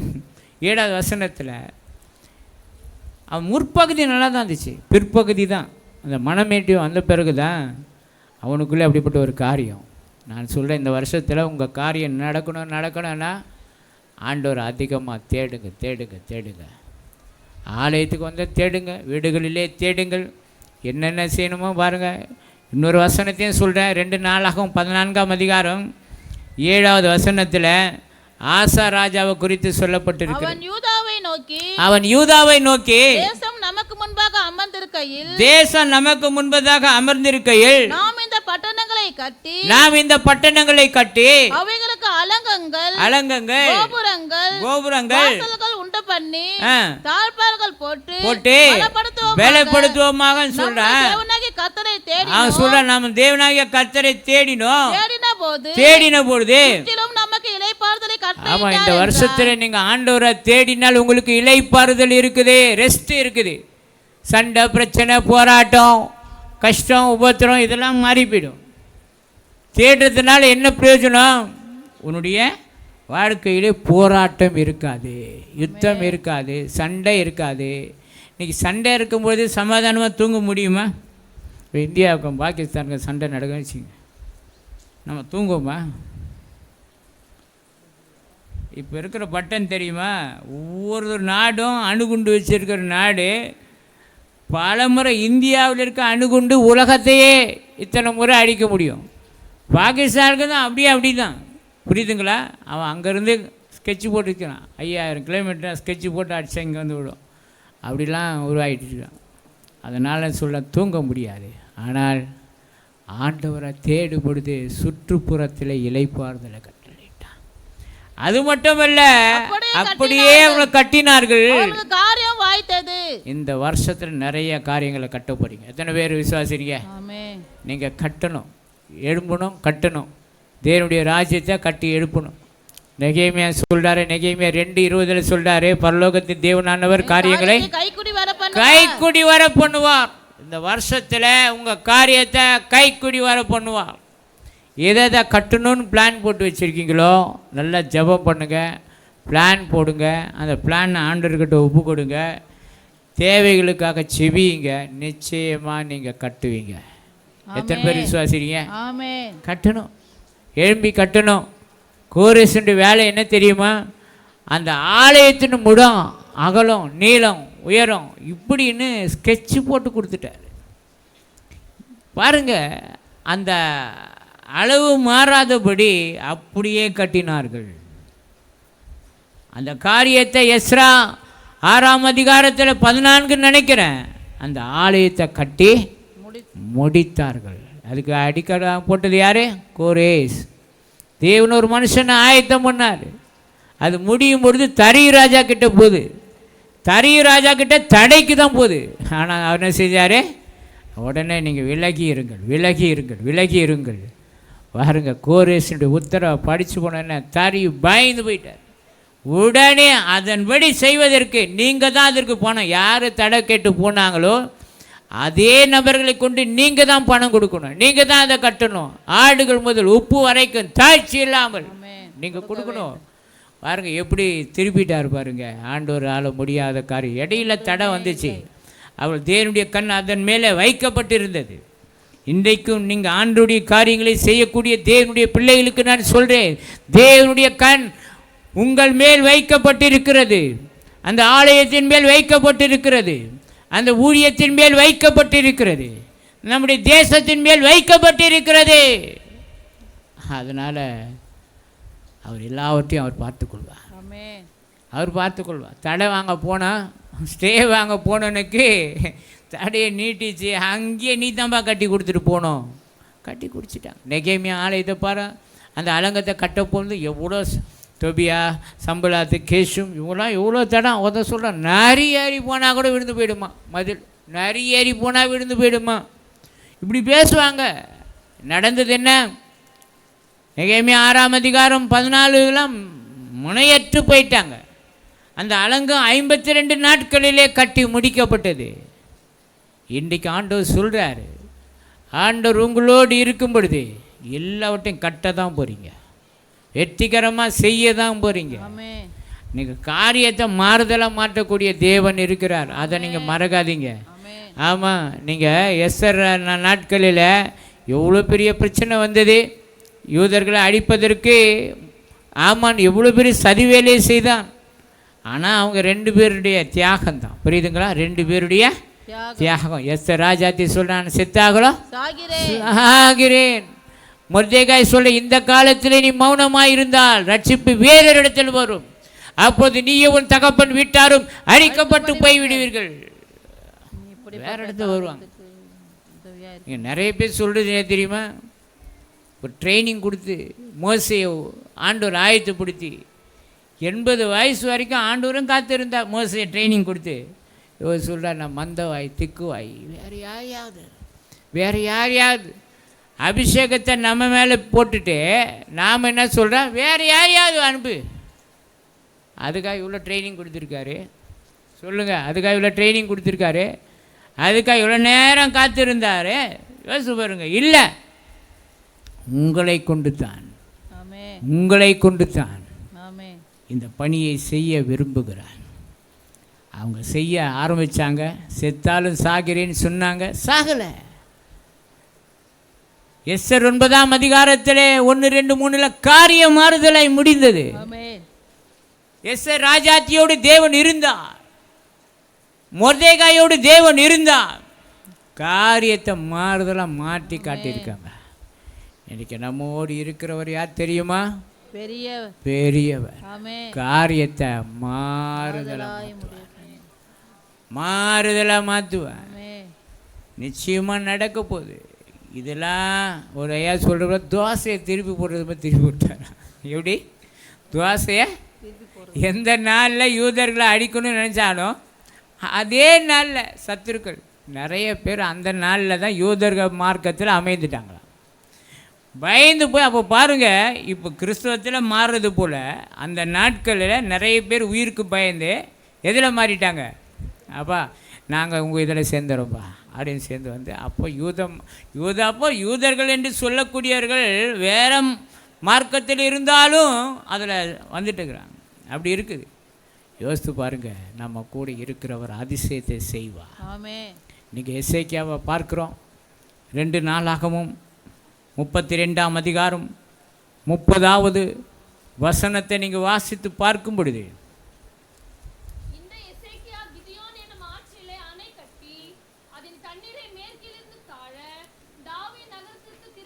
திருப்பினான். எசேக்கியா செய்ததெல்லாம் சொல்லுங்க, எசேக்கியா செய்ததெல்லாம் வாய்த்தது. எசேக்கியா ஒரு சக்சஸ்ஃபுல் லீடர். ஏன்னா அவருடைய தகப்பன் நாட்களிலே தேவனுடைய ஆலயம் மூடப்பட்டது. தேவனுடைய ஆலயத்தில் பலி செலுத்த முடியாது. தகப்பன் விக்கிரகத்தினால் ஆலயத்தை நிரப்பிட்டான். அவன் ராஜாவாக வந்த முதல் வருஷத்திலே, முதல் மாதத்திலே தேவனுடைய ஆலயத்தின் கதவுகளை திறந்தான். தேவனுடைய ஆலயத்தை சுத்திகரிக்க துவங்கினான்.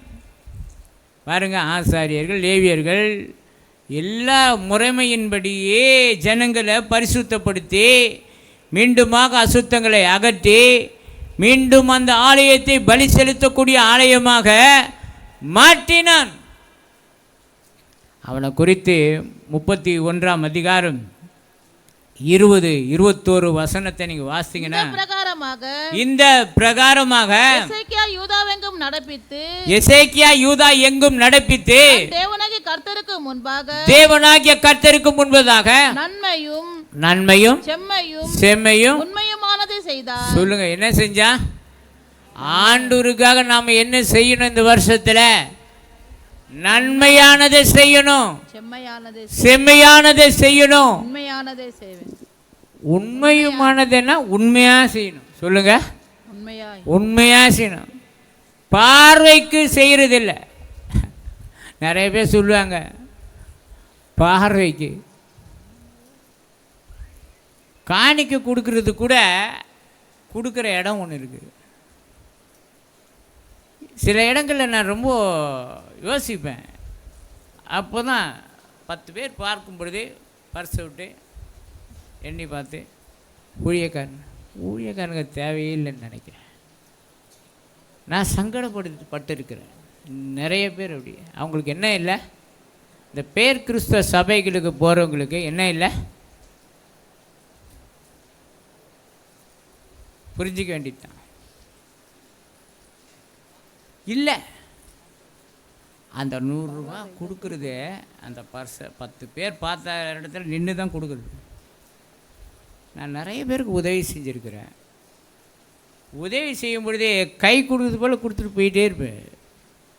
கை கொடுக்குறது போல் கொடுத்துட்டு எப்படி தெரியாது. நாம் போகிறதும் தெரியாது, கொடுக்குறதும் தெரியாது, போகிறது தெரியாது. அது மனுஷனுடைய பார்வைக்கு நாம் செய்யக்கூடாது. உண்மையாக செய்யணும். சொல்லுங்கள், உண்மையாய் செய்ய வேண்டும். உண்மையாக இந்த வருஷத்தில் எப்படி நன்மை, செம்மை, உண்மை நம்ம வாழ்க்கையில் உண்மை இருந்தால் தான் நம்ம உண்மையாக செய்வோம். புரியுதுங்களா? நாம் உண்மை இல்லாதவர்களாக இருந்தால் போலித்தனமான வாழ்க்கை வாழும் பொழுதே நாம் உண்மை இல்லாத நிலையிலே தான் செய்வோம். புரியுதுங்களா? இந்த வருஷத்தில் நிறைய காரியத்தை செய்யணும்னு நினைக்கிறேன். ஒரு காலத்தில் மிஷினரிகளை உருவாக்குறது ரொம்ப கஷ்டம். எல்லாம் வெளிநாட்டு போனெல்லாம் நின்று போயிடுச்சான். வெளிநாட்டு போன நின்று போயிடுச்சு. அதனால் நிறைய மிஷினரிகள்லாம் திரும்பி வந்துட்டாங்க. நான் சொல்கிறேன், இப்போ மிஷினரிகளை நம்முடைய சபைகளை அனுப்புகிறோம். எத்தனை பேர் விசுவாசிங்க? இப்போ 2 பேர் நம்ம சபையில் இப்போ மிஷினரிகளாக அனுப்பியிருக்கிறோம். நான் இந்த வருஷம் சொன்னேன், நான் இந்த மாதம் 2 பேர் நான் ஹெல்ப் பண்ணுறேன். 4 பேர் ஏற்கனவே நிறைய பேருக்கு நான் உதவி செய்கிறேன். சபை ஊழியர்களுக்கு, மற்றவர்களுக்கு, சுவிசேஷர்களுக்கு செய்கிறேன். நிறைய பேர் செய்கிறேன். இப்போது எனக்குள்ளே மிஷினரி ஊழியரில் நம்ம தாங்கணும் அப்படின்னு. இதுக்கு வெளிநாட்டு போனால் வேணுமா? தேவையே இல்லை. உங்கள் இருதயம் திறந்தால் போதும். என்னால் 2 பேர் நான் உடனே சொன்னேன். 4 பேர் ஊழியத்துக்காக காத்திருந்தாங்க. நான் உட்காந்துட்டே இருந்தேன். நான் ட்ரைனிங் எடுத்து இத்தனை பேர் 4 பேர் இருக்காங்க, உங்களுக்கு என்ன இல்லை. உடனே ஆண்டவர் என் மனசில் பேசுகிறேன், ஏன் உன்னால் கொடுக்க முடியாது? நான் வந்து சொன்னேன், முடிஞ்ச சொன்னேன், நான் 2 பேருக்கு நான் உதவி செய்கிறேன். யோசித்து பாருங்கள், இனிமேல் மிஷினரிகளை நம்முடைய சபைகளிலிருந்து அனுப்ப போகிறோம். எத்தனை பேர் விசுவாசிங்க? இந்த மாதத்தில் 2 பேரை டெடிகேட் பண்ண போகிறோம். 2 ஊழியக்காரை டெடிகேட் பண்ணோம். சகர் ஆபேல் அவங்க மூலமாக ராஜஸ்தானில் இடத்த வாங்கி ஆலயத்தை கட்டிகிட்ருக்காங்க. அதுக்கு எங்கள் அப்பா பேர் வச்சுருக்காங்க பொழுது எனக்கு கூட தெரியாது. பாருங்கள், ஒரு உன்னதமான ஒரு பணி, ஆலயத்தை கட்டுறது. இந்த லூக்கா 7ஆம் அதிகாரத்தை 100க்கு அதிபதியை குறித்து அந்த மூப்பர்கள் சொல்கிறாங்க, அவன் நமக்காக ஒரு ஜெபாலயத்தை கட்டினான். யாரோ அந்நியம் கட்டினான். ரட்சிக்கப்பட்ட உனக்கு எனக்கு இருக்கிற வேலை என்ன தெரியுமா? தேவனுடைய ராஜ்யத்தை கட்டி எழுப்ப வேண்டும். அதனால் நான் சொல்கிறேன், உண்மையாக செய்யுங்க, செம்மையாக செய்யுங்க. நீங்கள் ஆபிரகாமுடைய ஊழியக்காரனை பாருங்கள். ஆபிரகாமுடைய ஊழியக்காரனை பார்க்கும் பொழுது ஆதியாகமம் 24ஆம் அதிகாரத்தில் ஆமாம் 50வது வசனம், 56வது வசனம், 40வது வசனத்தில் யோசித்து பார்த்தா ஆபிரகாம் சொல்கிறார், நான் வழிபடும் கர்த்தர் உனக்கு முன்னே தம்முடைய தூதனை அனுப்பி உன் பிரயாணத்தை வாய்க்க பண்ணுவான். 48 நேர்வழியாய் நடத்தி வந்த கர்த்தரை ஸ்தோத்தரித்தேன். 50வது வசனத்தை வாசித்து பாருங்க. கர்த்தரால் வந்தது, இந்த காரியம் கர்த்தரால் வந்தது. 56ல் பாருங்க, அவர் வாய்க்க பண்ணியிருக்க, நீங்க எனக்கு தடை செய்யாது. அப்போ இந்த வருஷத்தில் நம்மளை எப்படி நடத்த போகிறார் சொல்லுங்க? நேர்வழியாக நடத்த போகிறார். ஆபிரகாமுடைய ஊழியக்காரன் எதுக்காக போனா? தன் எஜமானனுக்கு பெண் கொள்ளும்படியாக போனான். நான் இந்த வருஷத்தில் சொல்கிறேன், நீங்கள் பெண் கொள்வதாக இருந்தாலும் சரி, மணமகனை கொள்வதாக இருந்தாலும் சரி, ஆண்டவர்கிட்ட சொல்லுங்கள். 40வது வசனத்தில் ஆபிரகாம் ஒரே வார்த்தை தான் சொல்கிறார், நான் வழிபடும் கர்த்தர். சொல்லுங்கள், நான் வழிபடும் கர்த்தர் உனக்கு முன்னே தம்முடைய தூதனை அனுப்பி பிரயாணத்தை வாய்க்க பண்ணுவான். அப்போது நம்ம பிரயாணம் இந்த வருஷத்தில் வாய்க்கும். சொல்லுங்கள், பிரயாணம் வாய்க்கும். ஊழியமாக இருக்கலாம், எதுவாக இருந்தாலும் நேர்வழியாக நடத்துகிற தேவன் சொல்கிறாரு, உன் பிரயாணத்தை அவரால் மட்டும்தான் வாய்க்க பண்ண முடியும். அப்போ உங்கள் பிள்ளைகளை ஆண்டவர்கிட்ட ஒப்பு கொடுங்க. பிள்ளைகளுடைய காரியங்களை, எதிர்காலங்களை ஒப்பு கொடுங்க. பிள்ளைகளுக்கு என்ன விருப்பம்னு சொல்லுங்கள். ஆண்டவர்கிட்ட சொல்லுங்கப்பா, எனக்கு என் மகனுக்கு இந்த பெண்ணு இப்படி இருக்கணும். நான் சொல்கிறது என்னென்னா, ஆவிக்குரிய பிள்ளையாக கேளுங்க. சொல்லுங்கள், ஆவிக்குரிய. நான் நிறைய பேர் சொல்கிறேன், நான் 1 ரூபா வாங்கலைங்க, இன்றைக்கி வரை சொல்கிறேன். ஒரு சைக்கிள் கூட எங்கள் மனைவிக்கிட்ட வாங்கலை, எங்கள் வீட்டில் வாங்கலை. ஒரு ஒரு ஒரு பொருள் கூட என்ன கொடுத்தாங்கன்னு எங்கள் வீட்டுக்கு தெரியாது. நாங்கள் தான் பணம் போட்டு திருமணமே நடத்தினோம். இன்றைக்கி ஆண்டவர் என்ன ராஜா போல தான் வச்சுருக்கிறேன். ஆமென். ராஜா போல தான் வச்சுருக்கிறேன். ஆமென். புரியுதுங்களா? அதனால் நிறைய பேர் இதை வாங்கி அவர் கார் வாங்கி கொடுக்கணும், அவர் புல்லட் வாங்கி கொடுக்கணும், அவர் இதில் நான் சொன்னேன். அந்த குடும்ப கஷ்டத்தில் ஒரு ஆவிக்குரிய மகளாக கேளுங்க, ஆவிக்குரிய மகளாக கேளுங்க. புரியுதுங்களா? ஆவிக்குரிய மகளாக கேட்டால் அவரு என்னென்ன தருவார். இவங்க கேட்குறது டிமாண்ட் பண்ணிலாம் கேட்கக்கூடாது. அவங்க கொடுத்தா வாங்கிக்கங்க, அவங்க கொடுத்தா வாங்கிக்கங்க. என்ன வச்சுருக்காங்க நிறையா, கொடுக்க போகிறோம், கொடுத்தா வாங்கிக்கங்க. புல்லட்டு வாங்கி என்கிட்ட நிறைய பேர் வந்து சொல்கிறாங்க, ஐயா புல்லட்டு கேட்குறேன். இவங்க நிலைமையே ஒவ்வொரு நாளும் வாழ்க்கை சாப்பாட்டுக்கே கஷ்டப்படுற நிலைமை. அந்த பெண்ணு குணசாலியான பெண்ணு போதாதா? ஆமாம், குணசாலியான பெண்ணு போதாதா? புல்லட்டை கொடுத்து அவன் எடுத்து போய் அடமானம் வச்சுட்டு, ஆமாம், ஒரு பிள்ளை திருமணம் பண்ணி கொடுத்த பிள்ளை எங்கேயோ காஞ்சிபுரம் பக்கத்தில் கொடுத்துட்டாங்க. அந்த பிள்ளையினுடைய கண்ணுக்கு முன்பதாகவே அந்த குடிகார போய் என்ன செய்கிறானா, வாஷிங் மிஷினை தள்ளி போகிறானா. எங்கத்துக்கு அப்படிப்பட்ட பிள்ளைகளை கொடுத்துட்டான். இங்கெல்லாம் மணமகன் இல்லையா, எதுவும் இல்லையா? யாரோ சொல்லி இங்கே சொல்ல அவங்க சொல்கிறாங்க வாஷிங் மிஷினை தள்ளி போகிறானா. குடிக்கிறதுக்கு பணம் இல்லாததுனால எங்கே தள்ளி போயிடானா. இப்படி தான் நடக்கும். ஆவிக்குரிய மகனை தேடுங்க, ஆவிக்குரிய முதல்ல கேளுங்க. அவன் ரட்சிக்கப்பட்டானா, அபிஷேகம் பண்ணப்பட்டானா, எந்த சபைக்கு போகிறான், எவ்வளோ சம்பாதிக்கிறான், 1 லட்சம் சம்பாதிக்கிறாரா, பொய்யெல்லாம் பேசிடுவான். புரியுதுங்களா? இப்படி நம்பி போய்ட்டு நிறைய பேர் எங்கிட்ட வந்து சொல்கிறாங்க, அழுதுட்டு சொல்கிறாங்க, ஐயோ என்னோட பெண்ணுடைய வாழ்க்கையே போயிடுச்சு. ஏன் போயிடுச்சு? அவசரப்படாதீங்க, பொறுமையாக இருங்க, காத்திருங்க, நேர் வழியாக பாருங்கள். மணமகனாக இருந்தால் ஆவிக்குரிய மகளை கேளுங்க, மணமகளாக இருந்தால் நல்ல ஒரு ஆவிக்குரிய மகனாக கேளுங்க. எனக்கு திருமணம் செய்யும் பொழுது எங்கள் அப்பா 500 ரூபா தான் கொடுத்தாரு. எவ்வளோ கொடுத்தாரு? 500 ரூபா சம்பாதிக்கணுக்கு என்ன பொண்ணு கொடுப்பாங்களா? நீங்கள் ராஜா போல் ஆண்டவர் ஆசீர்வாதம் வச்சுருக்காரு. அப்படி ஊழியத்தில் தான் இருக்கிறேன். எனக்கு ஒரு நாள் ஒரு குறையும் வரல. அதனால் நான் சொல்கிறேன், நிறைய பேர்த்து இதை சம்பளத்தை பார்த்து, பணத்தை பார்த்து, அதை பார்த்து, இதை பார்த்து இப்படின்னு நினைக்காதீங்க. வாழ்க்கையை அமைக்கக்கூடிய தேவன் உங்களோடு கூட இருக்கிறார். கடைசியில் நேர் வழியாக நடந்து போகிறேன். எப்படி சொல்லுங்கள்? நேர் வழியாக. ஆபிரகாமின் ஊழியக்காரனை நேர் வழியாக நடத்தினார். உங்களையும் இந்த வருஷத்தில் நேர் வழியாய் நடத்துவார். ஏசாயா 53:10 கர்த்தருக்கு சித்தமானதே கையினாலே சொல்லுங்க. கர்த்தருக்கு சித்தமானதே அவர் கையினால் வாய்க்கும். எல்லாரும் சொல்லுங்க, கர்த்தருக்கு சித்தமானது அவருடைய கையினால் வாய்க்கும். கையினால் அவருடைய கரம்தான் வாய்க்க செய்யும். இந்த வருஷத்தில் கர்த்தருக்கு எதெல்லாம் சித்தமோ அதெல்லாம் இந்த வருஷத்தில் கொடுக்க போகிறேன். அவருடைய கரம் கொடுக்க போகுது. இந்த கரம் என்ன தெரியுமா? உயர்த்துகிற கரம், ஆசீர்வதிக்கிற கரம், பலப்படுத்துகிற கரம், தாங்குகிற கரம். அந்த கரம் உங்கள் கூட இருந்தா அவருக்கு நீங்கள் நமக்கு விருப்பமானதை தான் நம்ம கேட்குறோம். அப்பா கிட்ட சொல்லுங்கள், அப்பா உங்களுக்கு என்னப்பா சித்தம், உங்களுக்கு என்னப்பா விருப்பம், அதை கொடுங்கப்பா. உங்களுக்கு விருப்பம் ஒன்று இருக்கும், அவருடைய விருப்பம் ஒன்று இருக்கும். அதை கொடுத்தா அதை நிறைவான ஒரு ஆசீர்வாதம். சொல்லுங்க, கர்த்தருக்கு சித்தமானதே அவருடைய கரத்தினால் வாய்க்கும். அப்போ அவருடைய கரம்தான் உங்களோடு இருந்து இந்த வருஷத்திலே உங்கள் காரியங்களை வாய்க்க செய்ய போறார். ஒவ்வொரு நாளும் சொல்லுங்க, நெகேமியா சொன்னது போல பரலோகத்தின் தேவனானவர் காரியங்களை கை கூடி வரப்போ. சொல்லுங்க, பரலோகத்தின் தேவனானவர் என் காரியங்களை, என் குடும்பத்தின் காரியங்களை, என் பிள்ளைகளுடைய காரியங்களை கை கூடி வர பண்ணுவார். பண்ணுவாரா, பண்ண மாட்டாரா?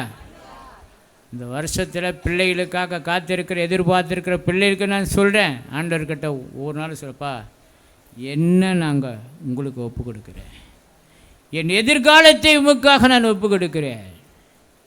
என் எதிர்காலம் உடைய கரத்தில் இருக்கிறது. ஆமென். நீங்கள் சொல்லிகிட்டே இருங்க. அதிசயம் நடக்குதா இல்லையா பாருங்க. ஒரு 6 மாதம் கூட நடக்காது, உங்கள் வாழ்க்கையிலலாம் நடந்துடும். நான் விசுவாசத்தில் சொல்கிறேன். நிறைய பேருக்கு நான் சொல்லியிருக்கிறேன். நிறைய பேருக்கு ஒரு நாள் பிரேமுக்கு திருமணம் ஆகலை. ஒரு தம்பிக்கு பாலர் கல்வி நிலையத்துக்கு போயிட்டுருக்கும்போதே அந்த தயாளம் பாஸ்டர் சொல்கிறார், ஐயா பிரேமுக்கு எப்போயா கல்யாணம் நடக்கும் அப்படின்னு என்கிட்ட கார்லேயே கேட்குறாரு. நான் சொன்னேன், ஜூன் மாதம் முடிஞ்சிருங்க, ஒரு 2 மாதம்தான் இருக்குது, ஜூன் மாதம் முடிஞ்சிருக்கேன். பொண்ணையும் பார்க்கல, எதையும் பார்க்கல. ஜூன் மாதம் திருமணம் நடந்தது. அப்படியே நெற்குன்றத்தில் ஒரு தம்பிக்கு திருமணம் ஆகிடுச்சு. இவருக்கு அண்ணனுக்கு திருமணம் நடக்கலை. அந்த குடும்பத்தை நாங்கள் போய் பிரிந்து போன குடும்பத்தை பேசி சமாதானப்படுத்தி இப்படி நிறைய விஷயங்கள் பண்ணால் அந்த பையனுக்கு நடக்கவே இல்லை. அந்த பையனுக்கு நான் அப்படி சொன்னேன், அப்படியே நடந்தது. அப்போ நினச்சேன், நம்ம வாயிலிருந்து பிறக்கக்கூடிய விசுவாசத்தின் வார்த்தை அப்படியே நடக்கும். சொல்லுங்கள், அப்படியே நடக்கும். அப்போ நீங்கள் விசுவாசத்தில் சொன்னால் பேசுனா அப்படியே நடக்கும். அவருடைய வசனம் வாய்க்குன்னு ஏசாயா 55:10 வாய்க்கும். அது திரும்பி வராது, அது அனுப்பின காரியமாகும்படி வாய்க்கும். அப்போ வசனம் சொல்லுங்க, நமக்குள்ளே அந்த கிருபை பொருந்தின வசனம் நமக்குள்ளே நிரம்பிட்டா. அதான் சொல்கிறார் 107:20 வசனத்தை அனுப்பி, அவர் தமது வசனத்தை அனுப்பி குணமாக்குறார். இன்றைக்கி நம்ம போய் ஜெபம் பண்ணால் தான் இல்லை, வசனம் போய் வேலை செய்யுது. நான் இந்த நாட்களிலே பார்க்கக்கூடிய ஒரு அற்புதம் இருக்கிறது என்று சொன்னால் வசனம். சொல்லுங்கள், வசனத்தை அனுப்பி நான் இங்கே பிரசங்கம் பண்ணுறேன், எங்கேயோ கேட்டுக்கொண்டு இருக்கிறாங்க, அவங்களுக்கு ஹீலிங் நடக்குது. எப்படி நடக்குது தெரியல. வசனம். சொல்லுங்கள், வசனம். இந்த வசனத்தை நீங்கள் அவர் தாமே பாடுபட்டு சோதிக்கப்பட்டதுனாலே சோதிக்கப்படுவதற்கு உதவி செய்ய வல்லவராயிருக்கிறார். நமக்கு உதவி செய்யாமல் வேறு யாருக்கு உதவி செய்வார்? உங்களுக்கு மட்டும்தான் உதவி செய்வார், எனக்கு மட்டும்தான் உதவி செய்வார். இந்த வருஷத்தில் நீ படுகிற கஷ்டம், வேதனை, நெருக்கம், பாடு, கண்ணீர் எல்லாவற்றுக்கும் ஒரு ரெமெடி இருக்குது. நான் அதை விசுவாசிக்கிறேன். ஏன்னா நான் ரொம்ப கஷ்டப்பட்டுட்டேன், ரொம்ப போராடிட்டேன். இந்த வருஷத்தில் அந்த அறுவடையை நான் பார்க்காம தூங்கவே முடியாது. நான் ஒரு தீர்மானம் எடுத்தேன். என்னென்னா, எங்கே போனாலும் சுவிசேஷத்தை அறிவிப்பேன். கூட்டங்களில் போனால் 2 தலையை பார்த்தோன்னா உடனே சாட்சி சொல்லி சுவிசேஷத்தை சொல்லிவிடுவேன். இந்த வருஷத்தில் எங்கே போனாலும் சுவிசேஷத்தை அறிவிப்பது தான் என்னுடைய கடமை. ஆமாம், நான் இன்றைக்கி சொல்கிறேன், என்னுடைய அப்பா இந்து மார்க்கத்தில் இருந்தவர். எங்கள் அப்பா இந்து மார்க்கத்தில், எங்கள் அப்பானுடைய அப்பா ஒரு மந்திரவாதி. திருவண்ணாமலை அந்த மகாரிஷினுடைய பிரதான சீடர். அந்த ரிஷி இல்லாத நேரத்தில் என் தாத்தானுடைய பாதத்தை தான் கழுவான். அவர் மந்திரவாதியாக மாறிட்டுக்கிறார். 90 வருஷத்துக்கு முன்பதாகவே ஒரு மனுஷனை கொல்வதற்கு 500 ரூபா வாங்கிட்டுக்கிறார். 500 ரூபா. இன்றைக்கி 500 ரூபான்னு என்ன?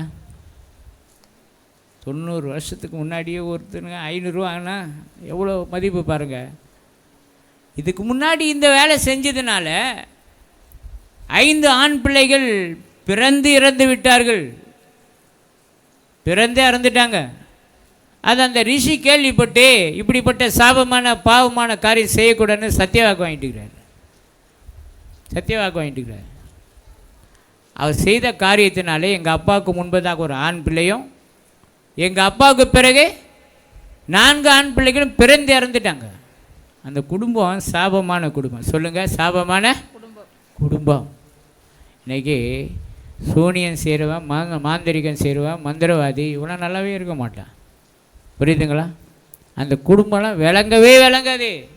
அந்த குடும்பத்திலிருந்து தான் என் தகப்பனை ஆண்டவர் பிரித்தெடுத்தான். அந்த முதல் குழந்தை இறந்த பிறகு ஒரு அறைக்கு அந்த குழந்தைய தீட்டு ஓடுதான். அப்போ எங்கள் தாத்தா துரத்திட்டே போகிறாராம். ஒரு மேய்ப்பன் தோண்டி சொல்கிறாராம், இனி அந்த குழந்தை உனக்கு கிடைக்காது, இன்னொருத்தன் பிறப்பான், அவன் தெய்வ பக்தி உள்ளவனாக இருப்பான்னு மறைஞ்சிட்டான். அதுக்கு பிறகு எங்கள் அப்பா பிறந்தார், சிவலிங்கம். மகா சிவராத்திரி அன்றைக்கு பிறந்ததுனாலே எங்கள் அப்பாவுக்கு சிவலிங்கம்னு பேர் வச்சாங்க. இன்றைக்கி இங்கே தான் ஜான் பிலிப், சென்னையில் தமிழ்நாட்டில் தான் ஜான் பிலிப் தெரியும்.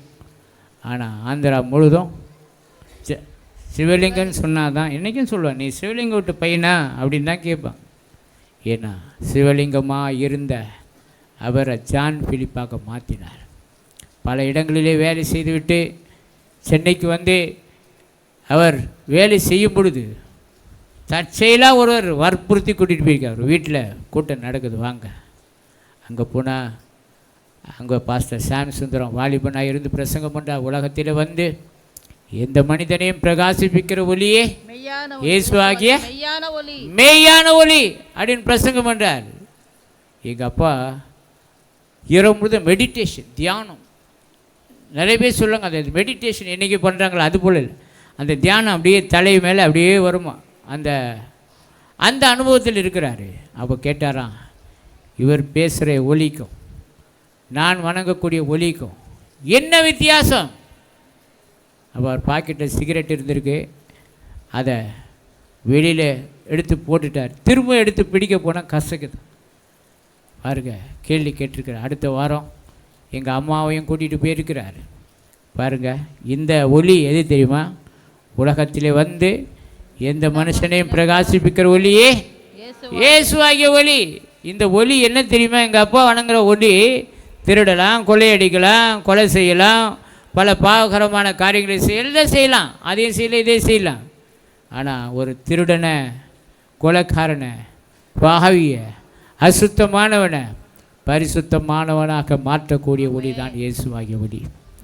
இதை அறிந்து கொண்டு இயேசுக்கு உள்ளத்தை ஒப்பு கொடுத்து எங்கள் அப்பா அம்மாவும் இயேசு ஏற்றுக்கொண்டே பாருங்க 1963 திருமங்கலத்தில் வந்து ஊழியத்துக்கு வந்தாங்க. 7 பேரோடு ஆரம்பிக்கப்பட்ட ஊழியம் தான் இந்த ஊழியம். இன்றைக்கு இந்த ஊழியம் நடந்து கொண்டு சொன்னால் எங்கேயோ பிறந்து, எங்கள் அப்பா ஆந்திராவில் பிறந்தவர், தமிழ்நாட்டில் பிறக்கலை. ஆந்திராவில் பிறந்து தெலுங்கு தான் படித்தது, தமிழே படிக்கலை, தமிழில் பிரசங்கம் பண்ணிட்டேன். வாழ்க்கை இவ்வளோ அற்புதமாக இருந்துச்சு. யோசிச்சு பாருங்க. இன்றைக்கி எங்கள் வாழ்க்கையை மாற்றின தேவன் உங்களையும் மாற்றுவார், உங்களையும் மாற்றுவார். எங்கள் அப்பா இயேசு ஏற்றுக்கொள்ளலைன்னா எங்கள் குடும்ப சாபமாக தான் இருக்கும். புரியுதுங்களா? எங்கள் அப்பா கட்டின வீட்டில் நல்ல பாம்பு அந்த பூசை அறையில் வந்து போவோம். எனக்கு இந்தியாவில் யாரோ வீட்டிலன்னா காட்டுங்க, அந்த நல்ல பாம்பு வருது போகுது அப்படின்னு சொல்லி, நாங்கள் இப்படி நாங்கள் அப்படின்றாங்களே, சொல்லுங்கள் காட்டுங்க. அந்த குடும்பத்திலிருந்து தான் இயேசு எங்களை தெரிந்து கொண்டார். இன்றைக்கி நான் இயேசு குறித்து நான் அறிவிக்கிறேன்னா வெளியே இருக்கும்போது தைரியமாக அறிவிக்கிறேன். ஏன்னா அந்த காலத்திலே இருந்தோம், பாவத்திலே இருந்தோம், இருளிலே இருந்தோம். வாழ்க்கையில் இந்த தெய்வம் எங்களை வாழ வைத்திருக்கு. அதனால் உங்களையும் வாழ வைப்பார். இந்த வருஷத்தில் எங்கே போனாலும் சுவிசேஷத்தை அறிவிக்கிறதே நம்முடைய கடமை. ஆத்துமாக்களை ஆதாயம் பண்ணி ஆண்டவருடைய ராஜ்யத்துக்குள்ளே கொண்டு வருதான் நம்முடைய வேலை. அதனால் சுவிசேஷத்தை அறிவித்து ஒரு ஆத்துமாவையாவது சபைக்கு கொண்டு வாருங்கள்.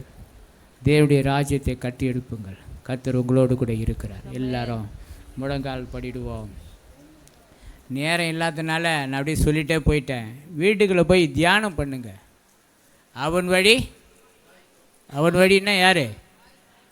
ஆமாம், அவருக்கு பிரியமான காரியங்களை செய்யக்கூடியவன், அவருக்கு சித்தமானதை செய்யக்கூடியவன், அபிஷேகம் பண்ணப்பட்ட ஒரு கோரேஸ். அவன் ஒரு நீதிமான், சித்தமானதை எல்லாம் செய்வான்.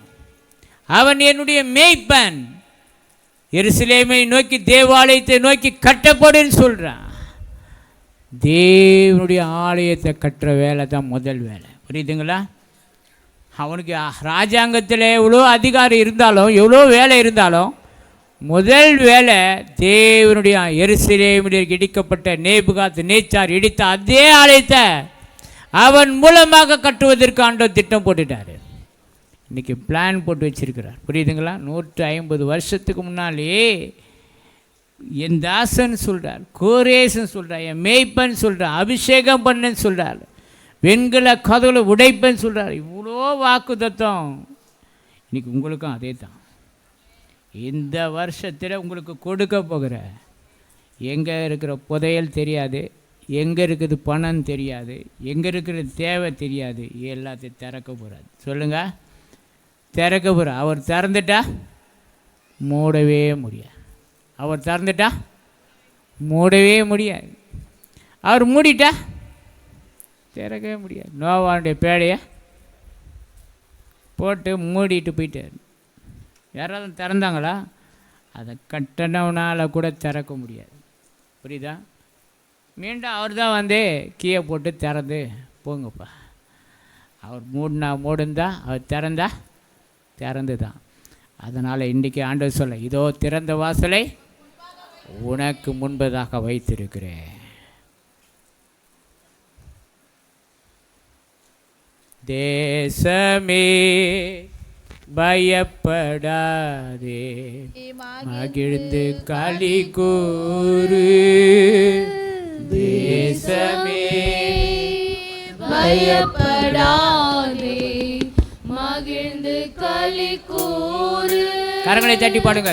சேனையின் கர்த்தர் நம் நடுவே பெரிய காரியம் செய்திடுவார். சேனையின் கர்த்தர் உன் நடுவே பெரிய காரியம் செய்திடுவார். தேசமே பயப்படாதே, மகிழ்ந்து களி கூறு. தேசமே பயப்படாதே, மகிழ்ந்து களி கூறு. பலத்தினாலோ அல்லவே, பராக்கிரமோ அல்லவே, பலத்தினாலும் அல்லவே, பராக்கிரமோ அல்லவே, ஆவியினாலே ஆகும் என்று ஆண்டவர் வாக்கு அருளினாரே. ஆவியினாலே ஆகும் என்று ஆண்டவர் வாக்கு அருளினாரே. தேசமே பயப்படாதே, மகிழ்ந்து களி கூறு. தாய் மறந்தாலும் மறவாமல் உள்ள கையில் வரைந்தாரே. தாய் மறந்தாலும் மறவாமல் உள்ள கையில் வரைந்தாரே. வளர்த்தாலே தாங்கி உன்னை சகாயம் செய்து உயர்த்திடுவார். வலக்கரத்தாலே தாங்கி உன்னை சகாயம் செய்து உயர்த்திடுவார். தேசமே பயப்படாதே, மகிழ்ந்து களி கூறு. தேசமே பயப்படாதே, மகிழ்ந்து களி கூறு. சத்தமாரா மதுரமாகு கொடிய யோர்தான் அகற்றிடு. மாறா மதுரமாகு கொடிய யோர்தான் அகன்றிடு.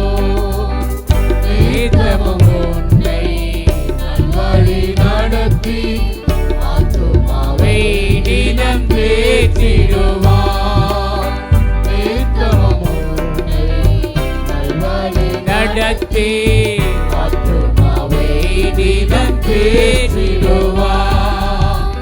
தேசமே பயப்படாதே, மகிழ்ந்து களி கூறு. தேசமே பயப்படாதே, மகிழ்ந்து களி கூறு. கிறிஸ்து இயேசு சிந்தையில் நிலைத்து என்றும் ஜீவிப்பார். கிறிஸ்து இயேசு சிந்தையில் நிலைத்து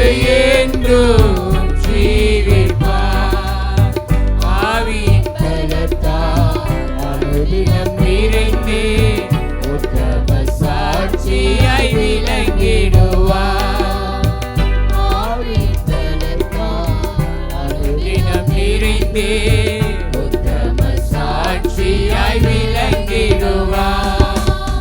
தேசமே பயப்படாதே, மகிழ்ந்து களி கூறு. தேசமே பயப்படாதே, மகிழ்ந்து களி கூறு. சேனையின் கர்த்தர் நம் நடுவே பெரிய காரியம் செய்திடுவார். சேனையின் கர்த்தர் நம் நடுவில் பெரிய காரியம் செய்திடுவார். நம்ம ஆண்டவருக்காக நன்மையாக செம்மையானதாக உண்மையமானதை இந்த வருஷம் செய்வோம். இதெல்லாம் ஆண்டவருக்கு நன்மையோ அதுதான் என்னுடைய நன்மை. எது ஆண்டவருடைய பார்வைக்கு செம்மையான வழிகளாக இருக்கிறோம் அதை தான் என் பார்வைக்கு செம்மையானது. உண்மையாக செய்யுங்க. ஆண்டவருக்காக செய்ய வேண்டியதை உண்மையாக செய்யுங்க. அது போதும். மனுஷனுடைய பார்வைக்கோ அவங்க பார்க்கணும் இவங்க பார்க்கணும் இதை இப்படிலாம் வேணாம். எந்த ரிவார்டும் அதனால் கிடைக்க போகுது அவர் பார்த்தா போதும். அதனுடைய பலன் நிச்சயமாக உங்களுக்கு கிடைக்கும். பிதாவே, இந்த காலையில் எங்களை ஒப்பு கொடுக்குறோம். நீர் கொடுத்த வார்த்தை அடியேன் அறிவித்திருக்கிறேன். எப்படி கோரேசை அவன் பிறப்பதற்கு முன்பதாகவே அவனை பெயர் சொல்லி அழைத்து தெரிந்து கொண்டு ஜாதிகளை கீழ்ப்படுத்தி ஆண்டவரே அவனுக்கு முன்பதாக எல்லாவற்றையும் ஆயத்தப்படுத்தி அந்த ஆலயத்தை கட்டுற பணிக்கும் ஆண்டவரே ஜனங்களை விடுதலையாக்குற பணிக்கும் ஆண்டவரே அவனை பயன்படுத்தினோம். அதே போல் எங்களை பயன்படுத்துங்க. இந்த வருஷத்தை நாங்கள் எழும்பி தேவனுடைய ராஜ்யத்தை கட்டி எழுப்புகிற பணியில் வல்லமையாய் செயல்பட உதவி செய்யுங்க. அவன் வழி வாய்க்கும், அவன் வழி வாய்க்கும் என்று வாசித்தோமே. எங்களுடைய வழிகள் இந்த வருஷத்தில் வாய்க்க வேண்டும் தகப்பனே. என்னுடைய காரியங்கள் வாய்க்க வேண்டும் தகப்பனே. எங்களுடைய காரியங்களை அற்புதமாய் நடத்துங்க. அதிசயங்கள் நடக்கட்டும். நாங்கள் வாஞ்சிக்கிறது எதிர்பார்க்கிறது எல்லாம் நடக்கட்டும். ஆண்டவரே, இந்த வருஷத்தில் நேர் வழியாக எங்களை வழி நடத்துங்க. அலைச்சல்கள், நஷ்டங்கள், போராட்டங்கள், சமாதான சீர்குலை எதுவுமே இருக்கக்கூடாது. நேராக எங்களை வழி நடத்தி உடைய அதிசயத்தை காண எங்களுக்கு உதவி செய்யுங்க. ஆண்டவரே, தேவையோடு, பிரச்சனையோடு, நெருக்கத்தோடு, கஷ்டத்தோடு, போராட்டத்தோடு வந்திருக்கிற ஒவ்வொரு பிள்ளைகளுக்காக செபிக்கிறேன். இந்த வருஷத்தில் அற்புதங்கள் நடக்கட்டும், அற்புதங்கள் நடக்கட்டும், அதிசயங்கள் நடக்கட்டும், தடைகள் உடைக்கப்படட்டும், கட்டுகள் உடைக்கப்படட்டும், வஞ்சிக்கிற ஆவிகள் அழிக்கப்பட்டு போகட்டும். ஆவியானுடைய வல்லமை என்னுடைய சபையின் மேல் ஊற்றப்படட்டும். ஒவ்வொரு விசுவாச பிள்ளைகள் மேல் ஊற்றப்படட்டும். ஒவ்வொரு குடும்பங்கள் மேல் ஊற்றப்படட்டும். இந்த தேசத்தின் மேல் ஊற்றப்படட்டும்.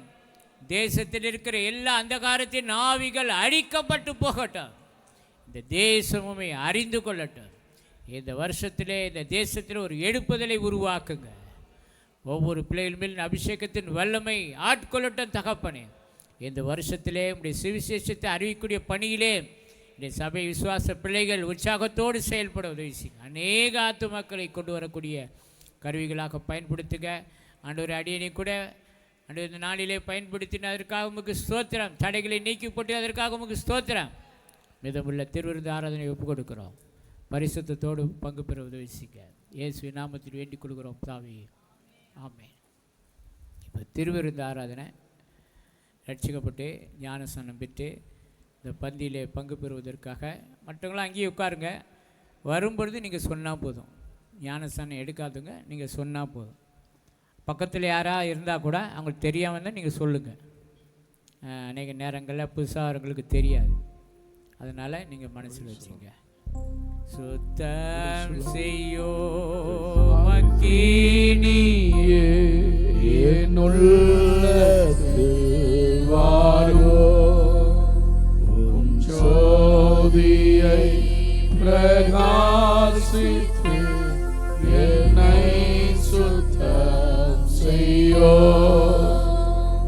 என்னை சுத்தம் செய்யோ,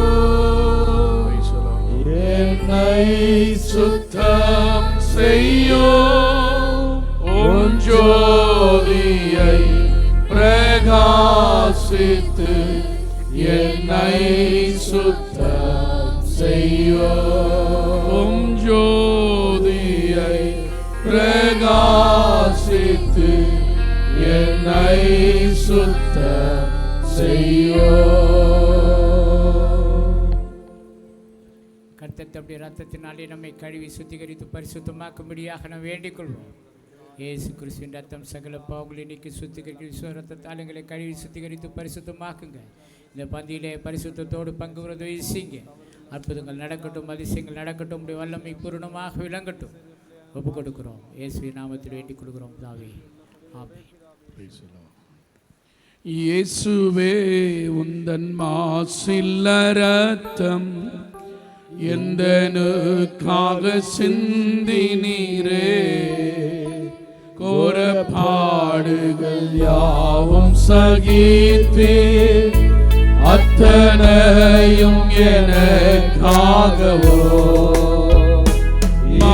பாவியம் என்னை நினைக்க மன்னான நான் எம்மாத்திரமையா. பாவியம் என்னை நினைக்க மன்னான நான் எம்மாத்திரமையா. தேவதூதரிலும் மகிபனா என்னை மாற்றின அன்பை துதிப்பே. தேவதூதரிலும் மகிபனா என்னை மாற்றின அன்பை துதிப்பே. என்மேல் பாராட்டின உமதன்பு கீழாய் என்னை நான் செய்திடுவே. நரகாக்கினையில் நின்று மீட்ட சுத்த கிருபையை நித்தம் பாடுவே. பாவியம் என்னை நினைக்க மன்னான நான் எம்மாத்திரமையா. பாவியம் என்னை நினைக்க மன்னான நான் எம்மாத்திரமையா. தேவதூதரிலும் மகிபனா என்னை மாற்றின அன்பை துதிப்பே. தேவதூதரிலும் மகிபனா என்னை மாற்றின அன்பை துதிப்பே. யெகோவா என்னும் நாமமுள்ளோரே உமது சமூகம் இன்பமே. ஆளுகை நிறைந்த பள்ளத்தாக்கை நீருற்றாகவே மாற்றுகிறீர். யெகோவா என்னும் நாமமுள்ளோரே உமது சமூகம் இன்பமே. ஆளுகை நிறைந்த பள்ளத்தாக்கை நீருற்றாகவே மாற்றுகிறீர். பாவியம் என்னை நினைக்க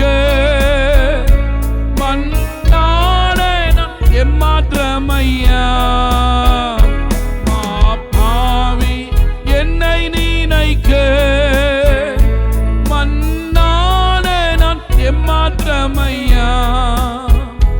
தேவதூதரிலும் மகிபனா என்னை மாற்றின அன்பை துதிப்பே. தேவதூதரிலும் மகிபனா என்னை மாற்றின அன்பை துதிப்பே. எந்தன் பாதங்கள் சறுக்கிடும் போது வலக்கரத்தாலே தாங்குகிறீர். மனபாரத்தால் சோர்ந்திடும் போது ஜீவ வார்த்தையால் தேற்றுகிறீர். பாவியம் என்னை நினைக்க மன்னான நான் எம்மாத்திரமையா. பாவியம் என்னை நினைக்க மன்னான மாத்திரமையா தேவதூதரிலும் மகிபனா என்னை மாற்றின அன்பை துதிப்பே தேவதூதரிலும் மகிபனா என்னை மாற்றின அன்பை துதிப்பே எனக்காக நீர் யாவும் முடித்தீர் உமக்காக நான் என்ன செய்வேன் எந்தன் ஜீவனுள்ள நாளெல்லாவோ சிலுவை சுமந்தே வருவேன் மாபாவி என்னை நினைக்க மன்னான நான் எம்மாத்திரமையா மாபாவி என்னை நினைக்க மன்னான நான் எம்மாத்திரமையா தேவதூதரிலும் மகிபனா என்னை மாற்றின அன்பை துதிப்பே தேவதூதரிலும் மகிபனா என்னை மாற்றின அன்பை துதிப்பே. Praise the Lord. Hallelujah. மெய்யாக எங்களது பாடுகளை ஏற்றுக்கொண்டு துக்கங்களை சுமந்து கொண்டே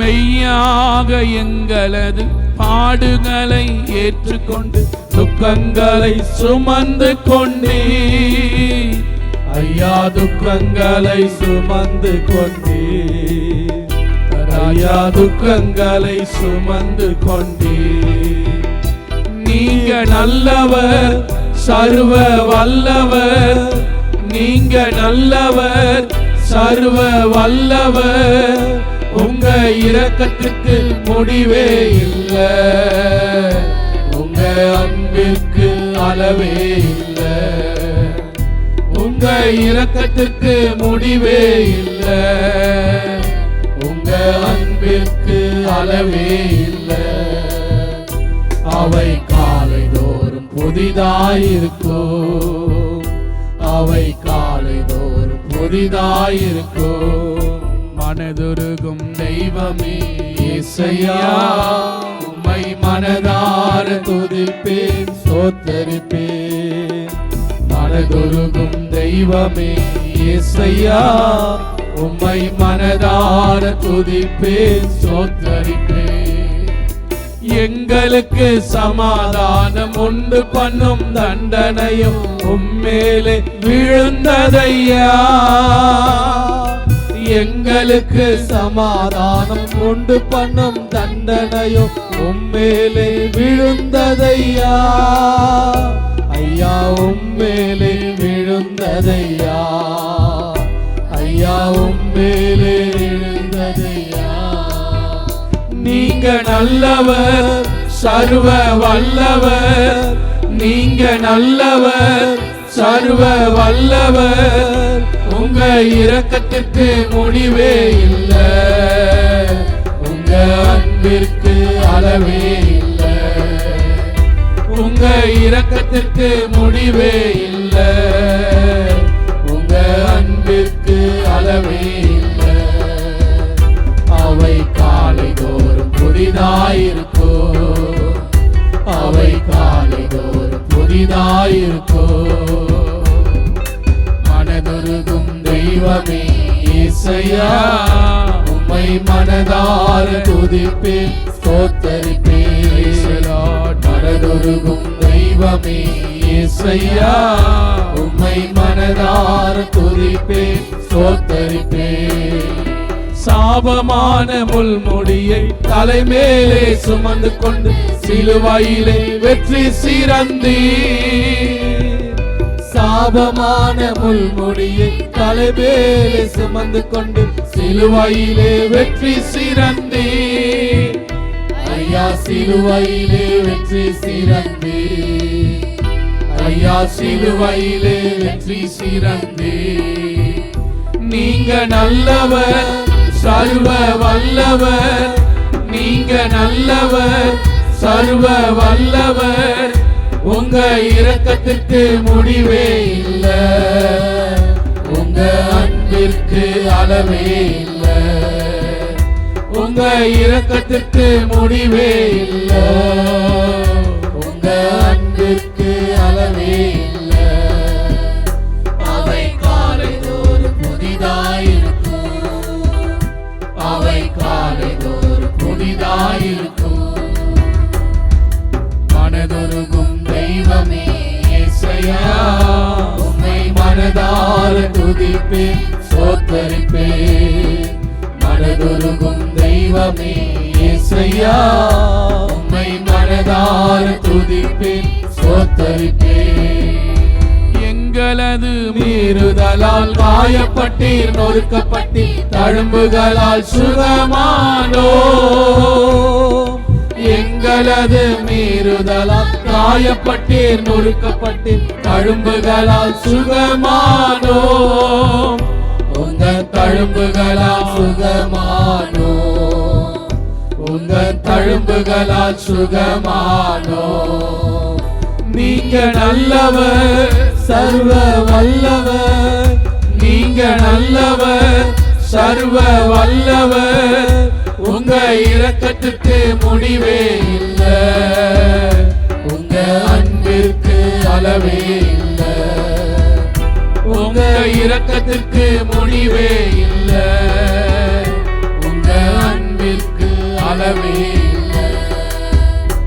அவை காலைதோறும் புதிதாயிருக்கும், அவை காலைதோறும் புதிதாயிருக்கும். மனதுருகும் தெய்வமே இயேசையா, உம்மை மனதார துதிப்பேன் ஸ்தோத்தரிப்பேன்.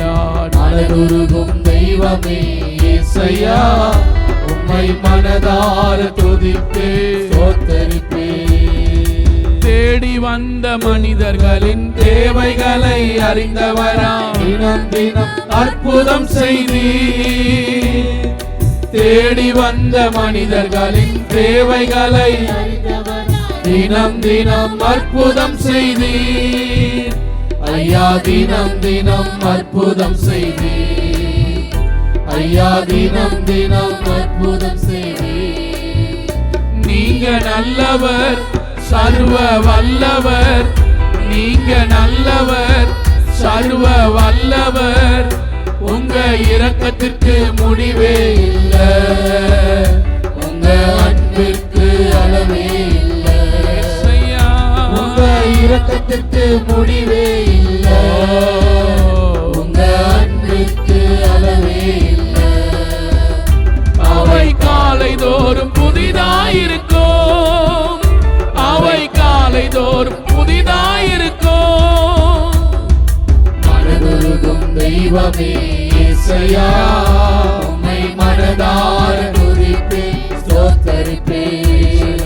மனதுருகும் தெய்வமே இயேசையா, உம்மை மனதார துதிப்பேன் ஸ்தோத்தரிப்பேன். என் மீது அன்பு கூர்ந்து பலியானி சிலுவையிலே எனக்காய் ரத்தம் சிந்தி கழுவினீர் குற்றம் நீங்க பிரித்தெடுத்தி பிறக்கும் முன்னால் உமக்கென்று வாழ்ந்திட ஆராதனை உமக்கே. ஓ அனுதினமும் உமக்கே, ஆமென் ஆராதனை உமக்கே. இசையா அனுதினமும் உமக்கே. பிதாவானே என் தேவனே, தகப்பனே என் தந்தையே. பிதாவானே என் தேவனே, தகப்பனே என் தந்தையே. மாட்சிமையும் மகத்துவமும் உமக்குத்தானே என்றென்றைக்கும். மாட்சிமையும் மகத்துவமும் உமக்குத்தானே என்றென்றைக்கும் வல்லமையோ மகிமையோ தகப்பனே உமக்குத்தானே வல்லமையோ மகிமையோ தகப்பனே உமக்குத்தானே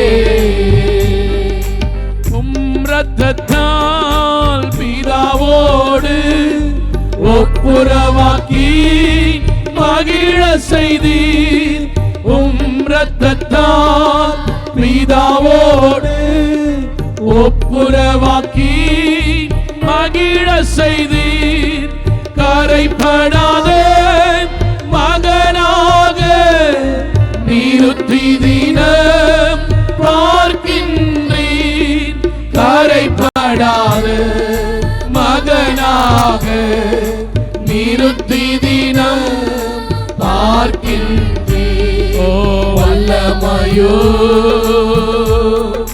மகிமையோ தகப்பனே உமக்குத்தானே வல்லமையோ மகிமையோ தகப்பனே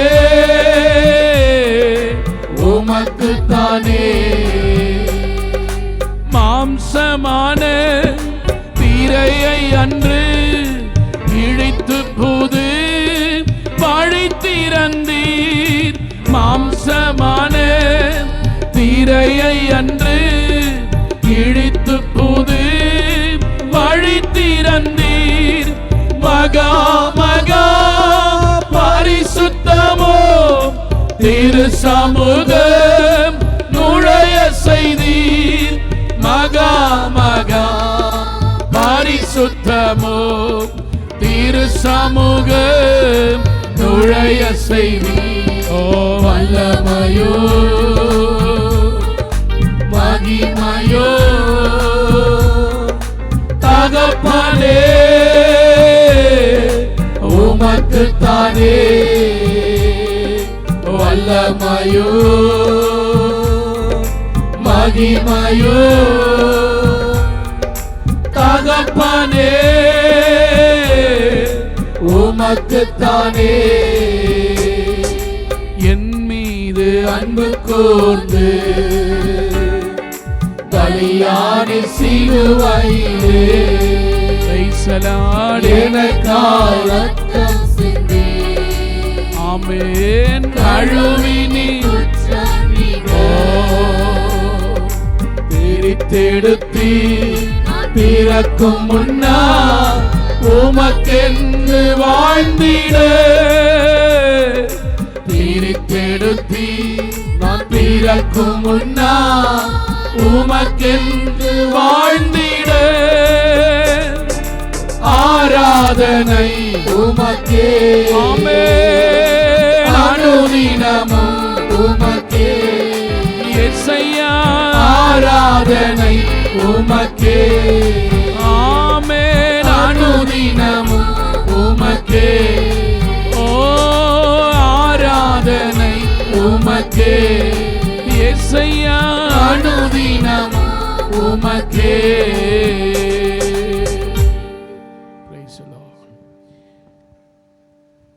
இயேசுவின் இரத்தத்தாலே மீட்கப்பட்டு வசனமாம் வேலியாலே காக்கப்பட்டு இயேசுவின் இரத்தத்தாலே மீட்கப்பட்டு வசனமாம் வேலியாலே காக்கப்பட்டு கரைத்திரையற்ற பரிசுத்தரோடு கரைத்திரையற்ற பரிசுத்தரோடு ஏழையான் பொன்வீதியில் உலாவிடுவே ஏழையான் பொன்வீதியில் உலாவிடுவே இன்ப இயேசு ராஜாவை நான் பார்த்தால் போதும் மணிமாயில் அவரோடு நான் வாழ்ந்தால் போதும் ஓ இன்ப இயேசு ராஜாவை நான் பார்த்தால் பார்த்தால் போதும், மகிமையில் அவரோடு நான் வாழ்ந்தால் போதும்.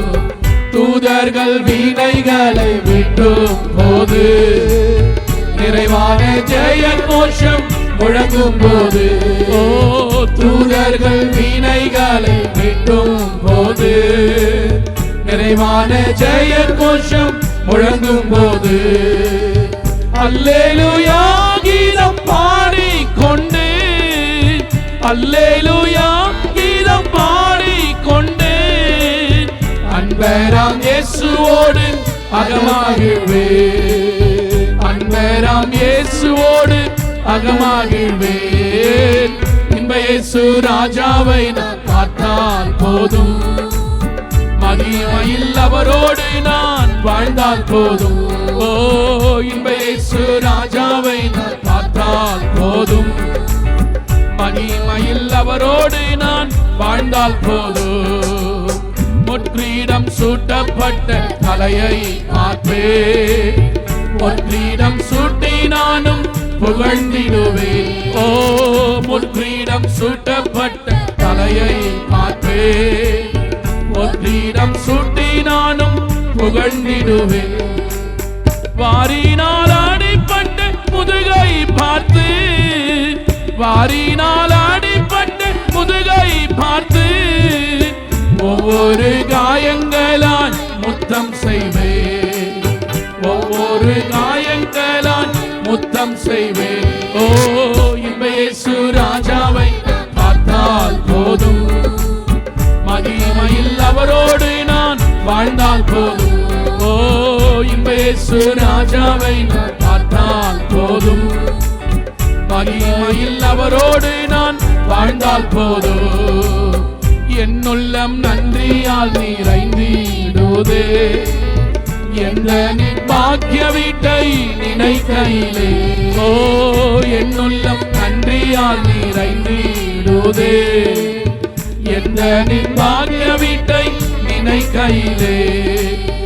அல்லேலூயா ஆமென், அல்லேலூயா, அல்லேலூயா ஆமென், அல்லேலூயா. வர்ணிக்க எந்த நாவு போதாதையா, வர்ணிக்க எந்த நாவு போதாதையா. ஓ இன்ப இயேசு ராஜாவை நான் பார்த்தால் போதும், மகிமையில் அவரோடு நான் வாழ்ந்தால் போதும். ஓ இன்ப இயேசு ராஜாவை நான் பார்த்தால் போதும், மகிமையில் அவரோடு நான் வாழ்ந்தால் போதும். ஆய காலம் என்று முழங்கிடுமோ, ஏழை என் நாவல் என்று தீர்ந்திடுமோ. ஆகாய காலம் என்று முழங்கிடுமோ, ஏழை என் நாவல் என்று தீர்ந்திடுமோ. அப்பா என் கண்ணீர் என்று துடைக்கிறாரோ, அப்பா என் கண்ணீர் என்று துடைக்கிறாரோ.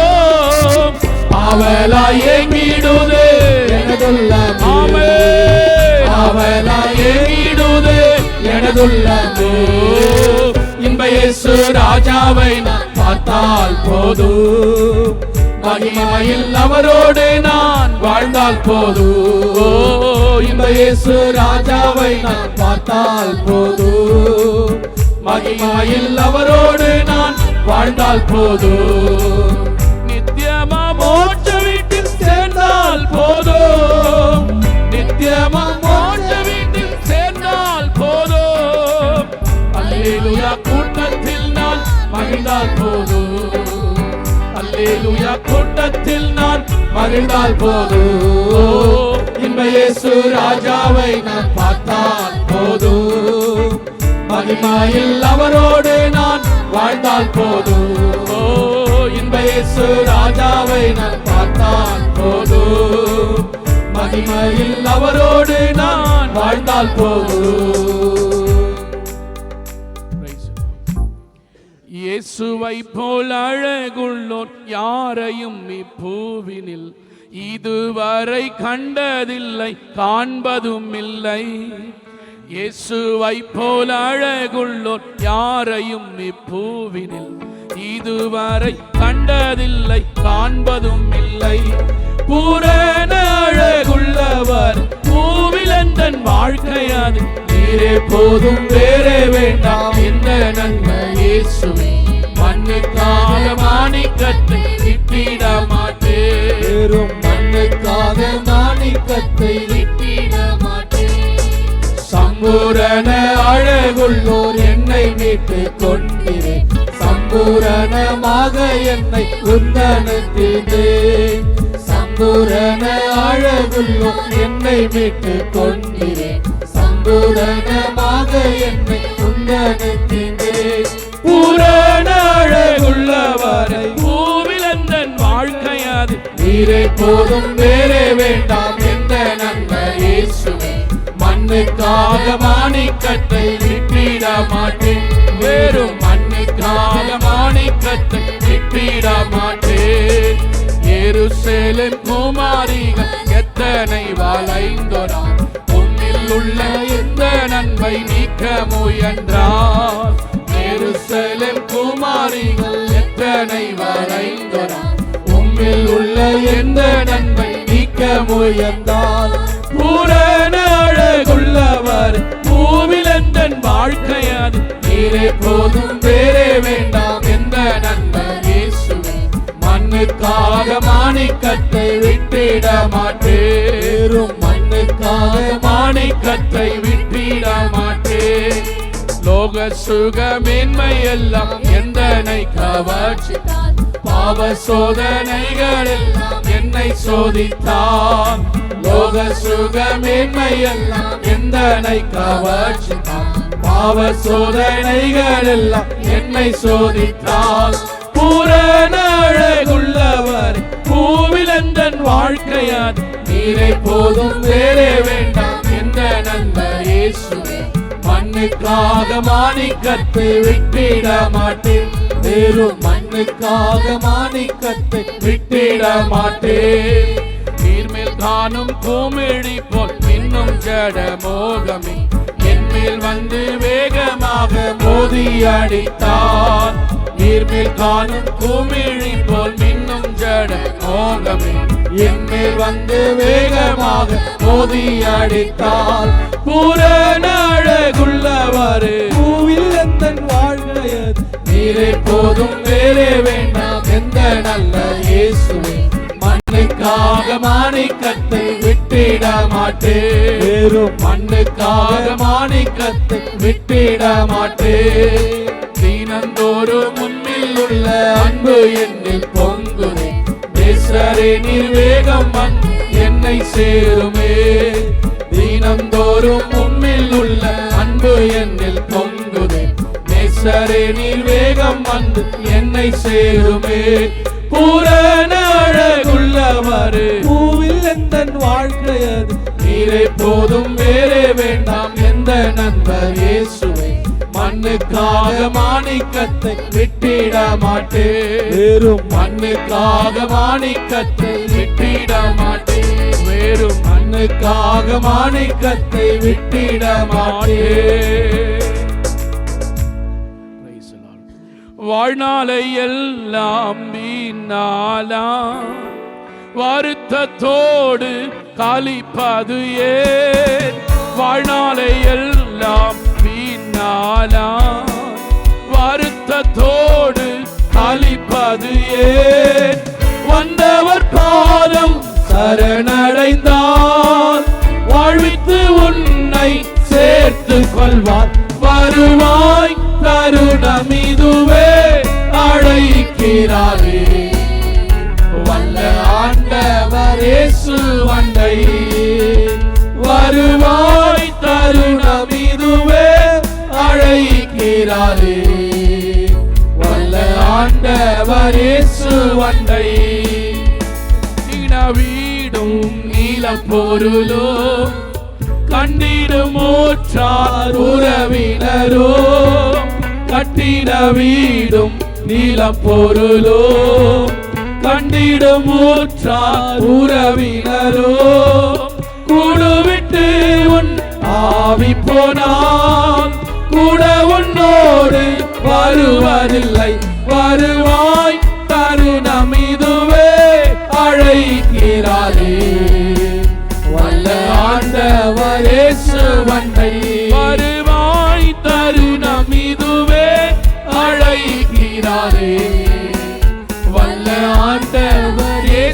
வண்டை சத்திய வாக்கை நம்பியேவா நித்திய ஜீவன் உனக்களிப்பார் சத்திய வாக்கை நம்பியேவா நித்திய ஜீவன் உனக்களிப்பார் உன் பேரை ஜீவ புஸ்தகத்தில் உண்மையாயின்று எழுதிடுவான் வருவாய் தருணம் இதுவே அழைக்கிறாரே வல்ல ஆண்டவர் இயேசு வந்தை வருவாய் தருணம் இதுவே அழைக்கிறாரே வல்ல ஆண்டவர் இயேசு வந்தை வானத்தின் கீழே பூமி மேலே வானவர் இயேசு நாமமல்லா வானத்தின் கீழே பூமி மேலே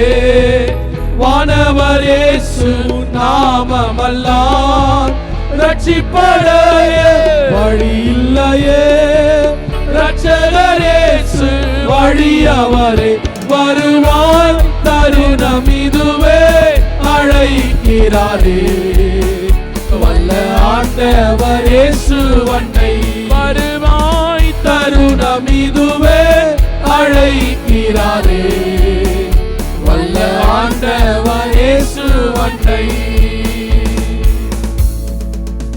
காகிலும் அப்பமாகியும் ரசமாய் கடையில் கைகளை உயர்த்துங்க பார்க்கலாம் யாவரும் எழுந்து நின்று கர்த்தருடைய நாமத்தை எல்லாம் எழுந்து நின்று கர்த்தரை ஸ்தோத்திரம் பண்ணுவோம்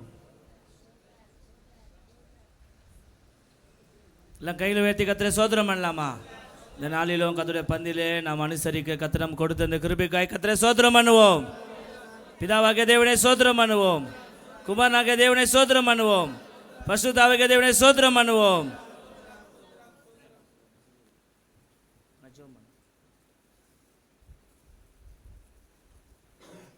எங்களை அதிகமாய் நேசிக்கிற பரிசுத்தமுள்ள பரலோக பிதாவே ஆசீர்வதிக்கப்பட்ட நல்ல புதிய ஆண்டுக்காய் நன்றி செலுத்துகிற ஆண்டவரே இந்த ஆண்டை தேவ சமூகத்திலே துவங்க கர்த்தர் எங்களுக்கு கிருபை செய்திரே உமக்கு ஸ்தோத்திர ஆண்டவரே நாங்கள் கேட்ட சத்தியத்தின்படி எங்கள் காரியங்களை வாய்க்க செய்கிறவர் நீர் ஒருவரே ஆண்டவரே எங்கள் குடும்பங்களின் காரியங்களை எங்கள் தனிப்பட்ட வாழ்க்கையின் காரியங்களை ஆண்டவரே எங்களுக்கு பரிசுத்த வாழ்க்கை விசுவாசத்த வாழ்க்கை சகலவற்றையும் கர்த்தரே வாய்க்க செய்யும்படி நாங்கள் செபிக்கிறோம் ஜனவரி மாதம் முதல் டிசம்பர் மாதம் வரைக்கும் கர்த்தர் கிருபை எங்களோடு இருப்பதாக 52 வாரங்கள் கர்த்தர் கிருபை எங்களோடு இருப்பதாக 365 நாட்கள் கிருபை எங்களோடு இருக்கும்படியாக செபிக்கிறோம் ஆண்டவரே தொடர்ந்து ஆலயத்தில் அடக்கப் போகிற ஒவ்வொரு ஆராதனையும் கர்த்தர் பொறுப்பெடுத்து நடத்துவீராக மலை மேல் உள்ள பட்டணமா இந்த ஊழியத்தை மாற்றுவீராக விளக்கு தண்ணின் மேல் எரிந்து கொண்டிருக்கிற விளக்காய் இந்த ஊழியம் மாறுவதாக ஒவ்வொரு ஆராதனைகளும் நாம மகிமைப்படும்படி செபிக்கிறோம் ஆண்டவரே கட்டுண்டவர்கள் விடுதலையாக்கப்படுவார்களாக வியாதியஸ்கள் சுகமாக்கப்படுவார்களாக ரட்சிக்கப்படும் செபிக்கிறோம் ஆண்டவரே வல்லமை விளங்க பண்ணி ஒரு கனமுள்ள நாமத்தை மகிமைப்படுத்துவீராக சகல துதியும் கனமும் மகிமை ஒருவருக்கே சேரெடுக்கிறோம் இயேசுவின் நாமத்தில் செபிக்கிறோம் ஜீவனுள்ள நல்ல பிதாவே நாத்துமாவே கர்த்தரை ஸ்தோத்திரி என் முழுமே பரிசுத்த நாமத்தை ஸ்தோத்திரி நாத்துமாவே கர்த்தரை ஸ்தோத்திரி கர்த்தர் செய்த சகல உபகாரங்களை மறவாது என்பது கர்த்தராகிய இயேசு கிறிஸ்துவின் கிருபையும் பிதாவாகிய தேவனுடைய அன்பும் பரிசுத்த ஆவியானவருடைய அன்பின் ஐக்கியம் வந்திருக்கிற பிள்ளைகளோ என்று எனக்கு நிலைத்திருப்பதாக. அல்லேலூயா. இந்த வாக்குத்தத்த அட்டை வீடுகளில் மாட்டு